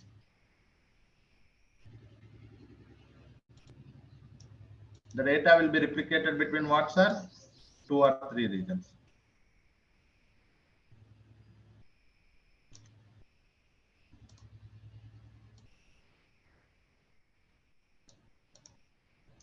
Okay, so this is the region 3. More than 2 regions, sir. So this is an advantage. What is this one, sir? At any cost. So the requirement is very simple. At any cost, because the cost will be increasing from the region to the multi-region. Because I will tell you, because when you get a lot of benefits, the cost will also be there like that, right? So when you go to a multi-region, the data will be replicated to the multiple regions, and the data will be highly available. Okay, the data will be highly available. There is no latency at all. We can say minimal latency. The latency is very minimal. Okay, comparatively very less. Very less latency, sir. And one more is replication is between different regions, more than 2 regions. Here only 1 region, sir. There replication is only 1 region, but replication between more than 2 regions, and data will be highly available.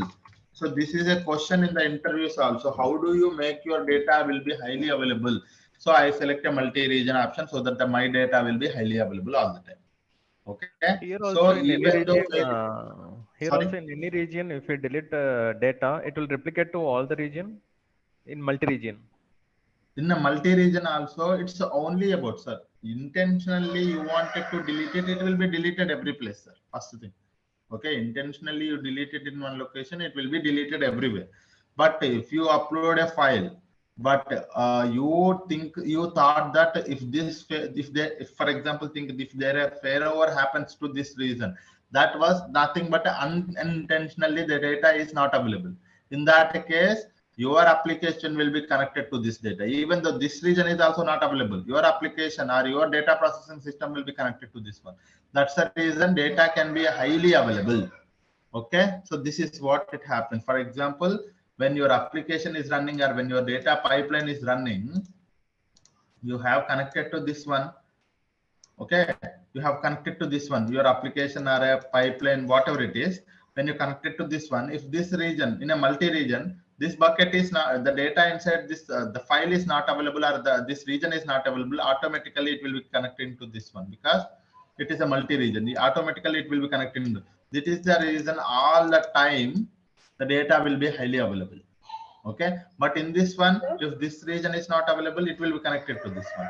If this is not available, it will not be connected to that one. That is the reason the data is less available here. Yeah. Any questions, sir? Sir, if any changes made in region 1, it will be applicable to other. Of course. Yes. Yes. So it is just a replication, sir. Whatever you do the changes in the region 1, it will be replicated. Okay, you cannot see it. Okay, sir, where I can see my replication, you cannot see it. Okay, automatically backend GCP will be taking care of it. This is a concept. So what do you have to understand from this concept, sir? What I can get from this concept, if you ask me, I will say like this. So if you wanted to, the cost will be less here, less cost.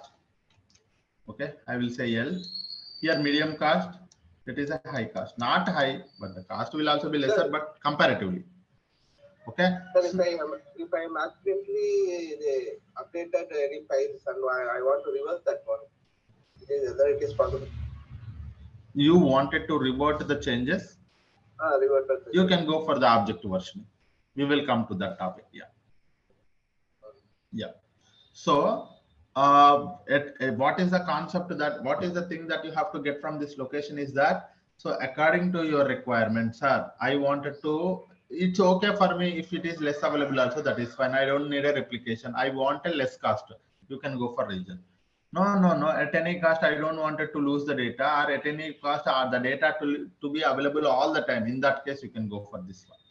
Okay, so this is what is all about the location, sir. Now you understand that what is the mean by the multi-region, dual region, single region. Dual region highly available across largest area. Dual region highly available across 2 regions only. And lowest latency with a single region. So this is what it is. Okay. Now if I select a multi-region, the cost will be, you'll be able to see here, guys. Okay. And if I select a dual region, I will select 2 regions. And the cost will be like this. And if I select a multi-region, the cost will be little less. There is no replication cost here.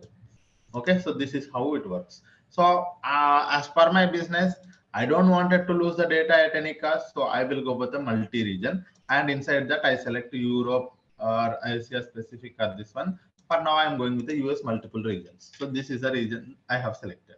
Inside that US, the data will be replicated to the multiple regions. Okay, so this is all about a location type. Once you have selected a proper location, click on continue. And this is where is your storage class. Sir, what does that mean by storage classes? You set here, you look at here. In a storage classes, we have 4: standard, nearline, hold line, and archive. Okay, let us see what is this. Okay, storage classes.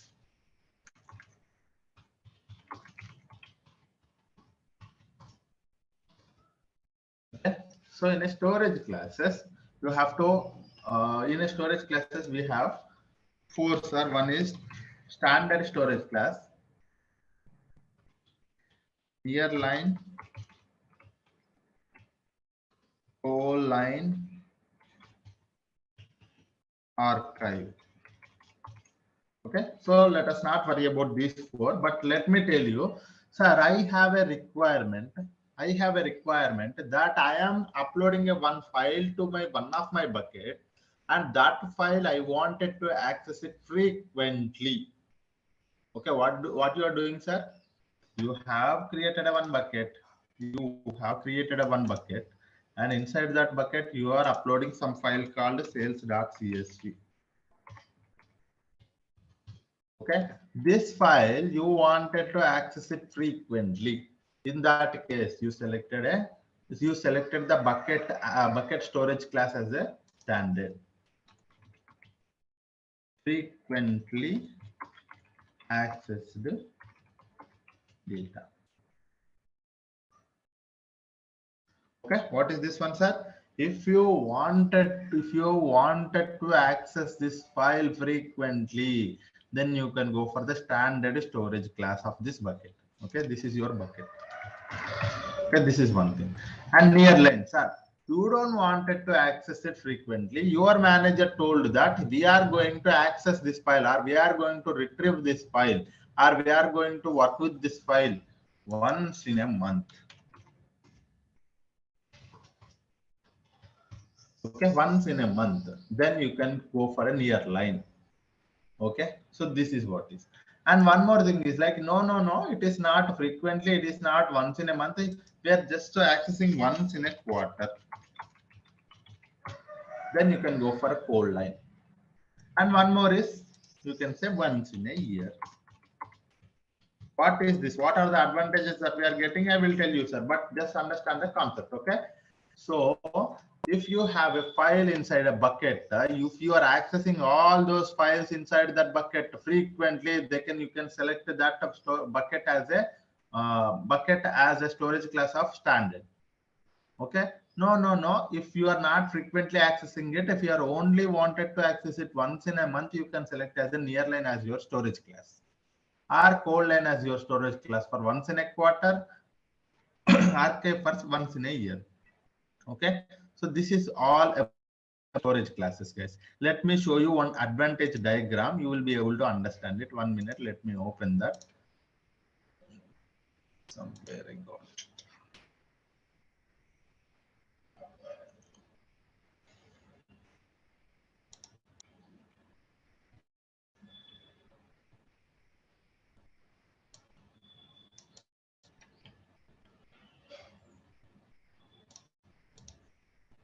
Okay, yeah. Last time when I was explaining, this is the thing. Okay, the advantage is something that I will tell you. These are the 4 storage classes, guys. The storage class for standard, nearline, cold line, and archive. Okay, you will be able to see here. As I told you, see, the advantage is that, so when you are accessing frequently, the transaction cost is very less and the storage cost is very high. Okay, and when you are accessing it once in a year, the transaction cost is very high, the storage cost is very less. So this is the advantage that you are getting. Okay, what does that mean, sir? You have to be very smart when you are selecting a storage class. Okay, unnecessarily you don't want it to pay extra money here. Okay, there is a cost associated. I want you to understand one more point. Where is my paint? There are 2 costs associated.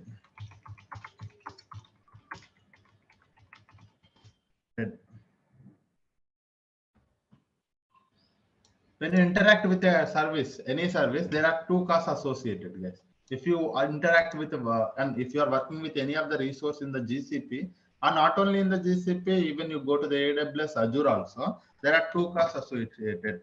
One is storage cost. One more is compute or retrieval cost. Okay, these are the 2 costs associated.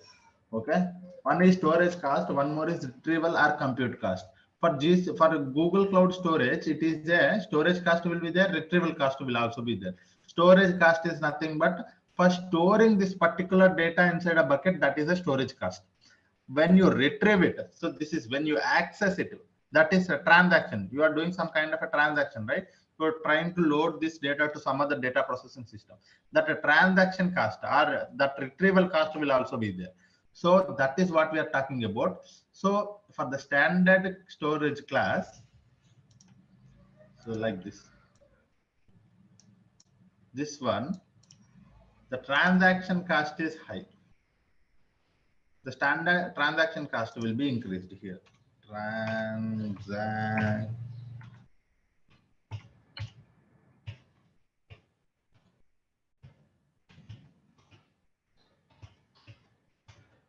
Transaction cost will be increasing. Okay. So the transaction cost will be increasing from the standard to the archive. That means, what does that mean, sir? When you are accessing once in a year, when you access that file, the cost will be very high. But when you are frequently accessing the data, the cost will be very less. Why, sir? Because again, there is a one more cost, that is storage cost. Okay, storage cost will be very high here.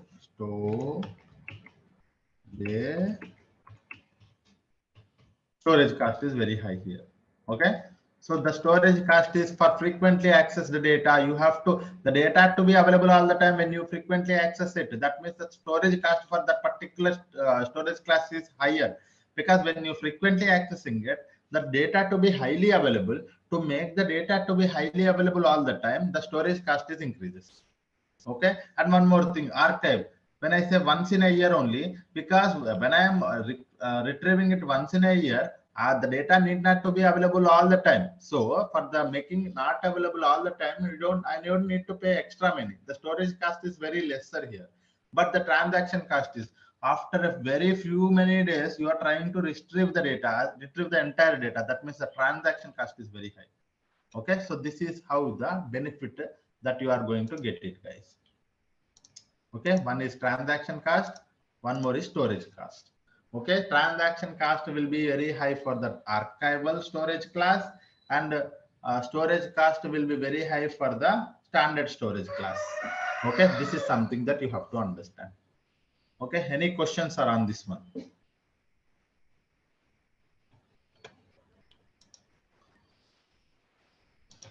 Okay, so this is something that I want to understand. Okay, 1 minute. Some more things are also there. I guess storage classes, I think that's it. Yeah. Okay, so this is what is about storage classes. Now you understand that what is a storage class, guys. Now you have to, you can also read it here. Best for short-term storage, frequently accessed data. Best for backups and data accessed less than 1 a month. And best for disaster recovery, less than once in a quarter. Best for long-term digital preservation data, accessed once in a year. Okay, so according to your requirements, sir, you are creating a bucket. That bucket is only for the disaster recovery. That means you are only accessing the data once in a quarter. You go for this code line. Sir, I am creating a bucket. I wanted to use that bucket files inside a bucket all the time. You go for the standard. Sir, I wanted to be create a bucket for the backup purpose. Then you can go for the nearline. Okay, so this is what you have to do, sir. Okay, so this is all about storage classes. Now I wanted to access the data frequently. For that reason, I am selecting a standard as my storage class. Okay. Sir? Yes.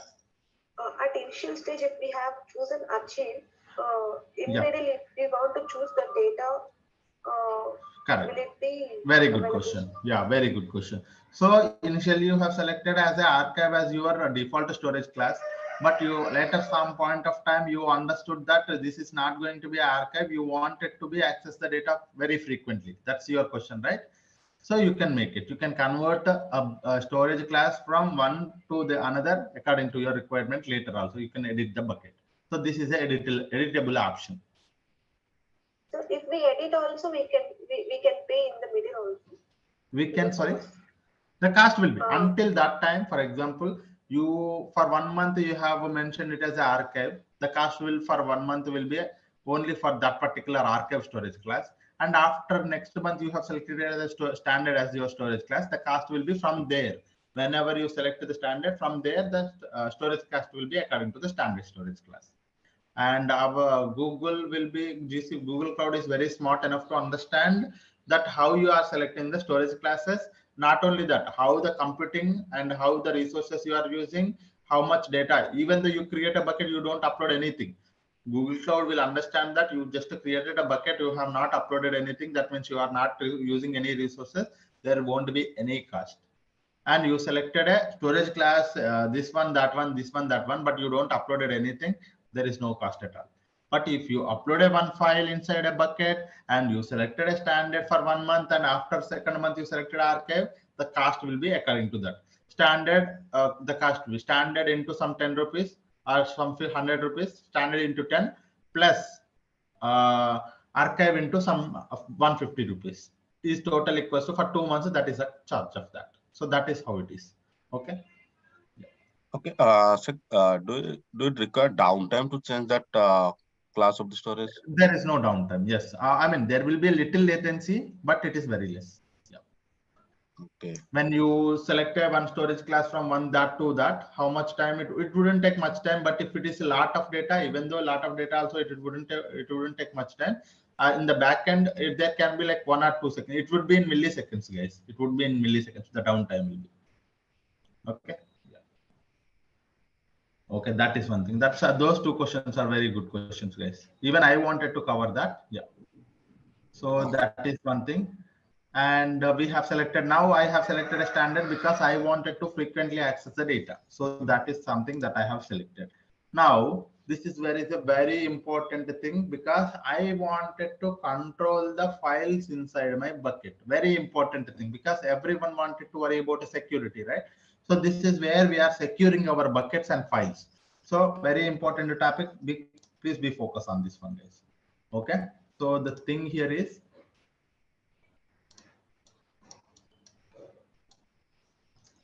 where I will keep it here.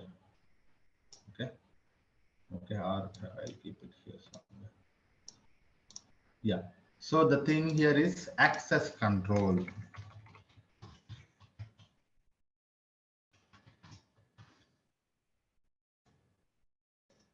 What is this access control? I want you to focus on this point now. Sir, I have created one bucket. Inside that bucket, I have many files like sales.csv. I have schema.json. Sir, I have a project confidential file, confidential dot some text file, and there are plenty of other confidential or some, what I would say, sensitive data, some customer sensitive data, sensitive underscore data dot some word file or whatever it is, sir, word file. Okay, so these are the files inside my bucket. Consider that this is your bucket. Okay, you have created a bucket, and while after you created a bucket, you have uploaded these many files inside the bucket. Okay, there is a one project manager, or there is a client. Okay, think that there is a client, there's a data engineer. So we should understand the client has to access what kind of objects inside a bucket, and we should understand the data engineer has to access what kind of a files inside a bucket. So that is what Sir, told. yes. Yeah. Yes, sir. Here I have one question. Yeah. That storage class you explained last time. Yes. Yes. So that storage class is applicable for each and every file in the bucket, or it is applicable as a whole for a bucket? It's it to the bucket. So we are not worried about a file, and it's only for the entire bucket. Okay. So when you select that file, when you select the bucket as your storage, as standard storage class, all the files inside that bucket are applicable to the bucket. I mean, it follows the bucket level. So that means what there is a what that means if it is a standard, the file is also a standard storage class. Okay, so there is proper word for that. So I forgot that. Inherited. Okay, so inherited. So when you select a storage class for the bucket as a standard, it inherits all the files, will also inherit it from the bucket permissions. That means standard, it will get from the files also. So if it is a bucket is a standard, all the files inside the bucket is also a standard. Yes. Yeah. Okay. Yeah. So now back to the access control, guys. So in access control, so we are talking about two things, but now let me create a context for that. So I have created a bucket, but that bucket will have these many files. Okay, these many files inside it. Now we have to understand there is a client and there's a data engineer.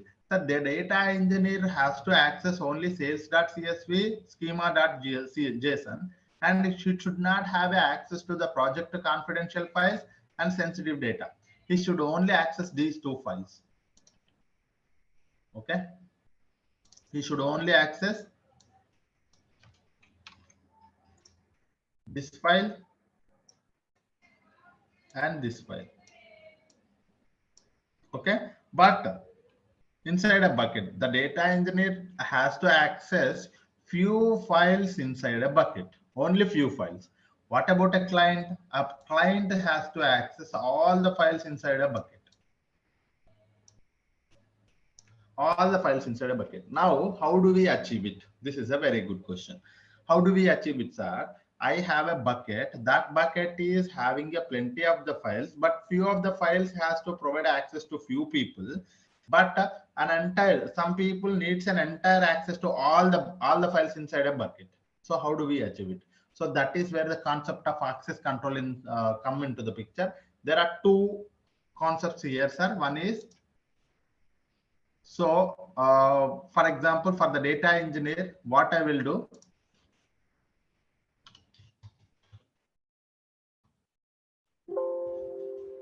I will provide access at rate object level. Okay. What I'm doing, sir? For this data engineer, he should only access few files.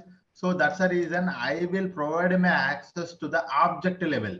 So I will go to this file, I will select his username and provide access to him. I will go to this particular file, I will select his username, again I will provide access. So object level permissions I will provide to him. Okay, so that he will be having access to that objects, whoever has provided a permission. Okay, and what about this one? So this one is access at rate bucket level. So when I provide a bucket level access, he can able to access anything inside that bucket. Okay, when I say a bucket level access, so I am providing access to the entire bucket. That means whatever the files inside that bucket, he will be having access. So these are the two concepts, sir. Okay, access at rate bucket level, access at rate object level. So this is what in other terms access control called as a uniform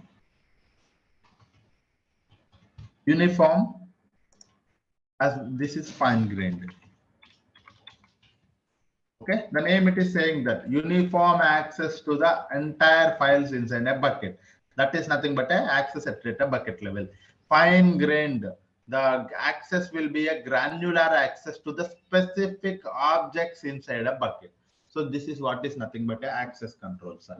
Any questions? So this is a client need to have. I have given two specific names as a client and data engineer. Tomorrow in your project, when you're working in a Google Cloud project, you have to understand who needs to have a what kind of access. If a project manager is there, he should have access to the entire project. If the data engineer one is there, he should only access a sales.csv. There is a data engineer too, he should access a schema.csv. So you should provide a access control according to your business requirement or according to your access permissions. Okay, so this is how you are going to achieve access at rate bucket level, access at rate object level. That can be achieved with the help of what concepts are uniform as well as fine grained. Okay. Yeah. Once the object is created, it will have which type of access, sir? By default, if you provide a if you provide a bucket level access, that means it's not like that. It's not that the question is not like that, but it can be like this.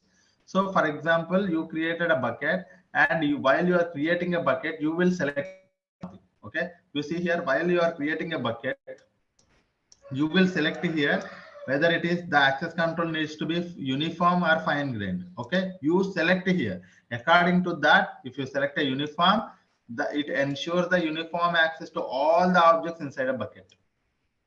Okay, if you select a fine grained, specific access to the individual objects by using object level permissions.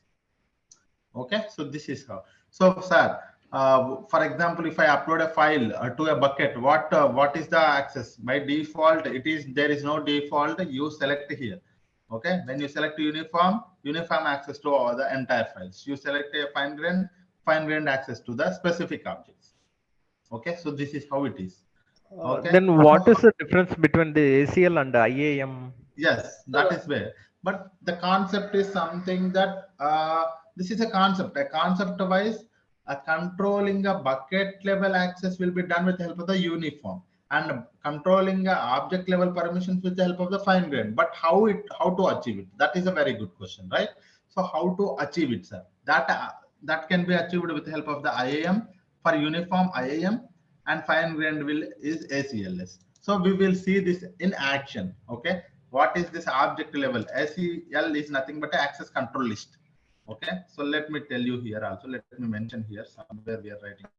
At any point of time, we can edit now, sir. We can edit the. Yeah, we can edit it. That's not a problem. You selected today as a fine grained, but tomorrow you wanted to make it as a uniform. That is fine. You can do it. Okay, so this can be achieved. Uniform can be achieved with the help of the IAM, sir, and this can be achieved with IAM plus ACLS. Sorry. Okay, so when I say fine grained, you can actually provide an entire bucket access as well as object access, guys. This is not, so it is a next level. Fine grained is a next level to the uniform. So when I say you can provide both bucket level access, you can provide with help of the IAM, and ACLS, nothing but an access control list. So object level permissions also you can provide it here. Okay, so we will see in action how it is in next 2 minutes. Okay, I think we are up to time, but so shall we continue tomorrow, guys? But you understood the concept here, right? The concept is something that the access control, there are two concepts. One is uniform, one is fine grained. In a uniform, you provide access at rate bucket level. In a fine grained, you provide access to a specific objects to a specific person. Okay, you have to understand specific object to a specific person, because if you understand that specific, when I select that file tomorrow, and when I click on the permissions, I can just enter his email ID and provide access, whether that is a editor access or a browser access, whether it is a viewer access. I can able to select it tomorrow. Okay, what kind of access we need it. But concept wise, bucket level access, object level access. Uniform can be achieved with help of the IAM. Fine grained can be achieved with help of the ACLS. Nothing but an access control list. Okay, so these are the two concepts, sir. Tomorrow we will continue from here. Yeah, any questions anyone having? Yeah, so who had that uniform access, he can access all that bucket, right? 1 minute, guys, 1 minute. Okay, yeah. Hello. Sorry, yeah, someone is talking. Yeah. Yeah, who have the uniform access? Wait a minute. Okay, please continue. Yeah, Sesi Kumar, can you talk now? Yeah. Initially, if you are selected as the uniform, so whatever object we are creating for a particular fine grained also, it will first created as a uniform only. That time using IAM and ACL, we have to change it to fine grained. Is it correct? Correct. That is correct. So the question here is very simple. He has asked a very good question that I wanted to tomorrow also explain, but now I will tell you. So, sir, today I have selected a uniform access. That means I can only provide a bucket level access today. Okay. So if I wanted to make it as a fine grain, because I wanted to I understand the business today that yesterday I have selected a uniform, but today I understand that I have to provide a object level permissions to few people, because I don't want it to provide an entire access to the bucket. So in that case, you can go for the fine grained with the help of the ACLS. That is a good question. Yes. And it's also vice versa also. Today I have selected a fine grained, but I don't wanted to apply a fine grained. I wanted to apply a specific access. You can come back to the uniform also. That is also fine. It can be editable. This is also editable option, guys. Yeah. Yeah. One more guy is asking a question. Yes. Yeah. So my question is like similar to that. So if someone have that uniform access, that means he have that fine grained access, right? If someone is having a uniform access, that means he cannot have a fine grained. Yes. Yes, means he have the entire bucket access. Means he can access all the fine grained also access also here. So uniform, you can only achieve bucket level access, but with the help of the fine grained, you can achieve both uniform plus object level. But objects are inside that bucket, right? Yes. So see here, this is the next level. When I say this is level 1, this is level 2. When I select a fine grained, the level 1 will be achieved. For example, in a fine grained, if I wanted to provide him an entire bucket access, I can do that. Or in a fine grained, if I wanted to provide only specific object access, I can provide it. you can understand level 1 and level 2. Level 2 is above than the level 1, right? So that's how. Okay. Yeah. So yeah, someone is asking about IAM, right? So we will be having a separate concept for the IAM, guys. IAM is a identity access management. Identity, who can do what on which resource, everything tells by the IAM. Okay, we will be having a separate topic. Maybe day after tomorrow onwards, we are going to start it. Okay, very important topic. What is the role? What is the permission? What is the access? What is the principle of least privilege? What is a resource hierarchy? What is a user account? What is a Google account? What is a service account? Everything we are going to discuss there. Okay. Yeah. If you're providing any access, it will go for approval, uniform access or fine-grained anything.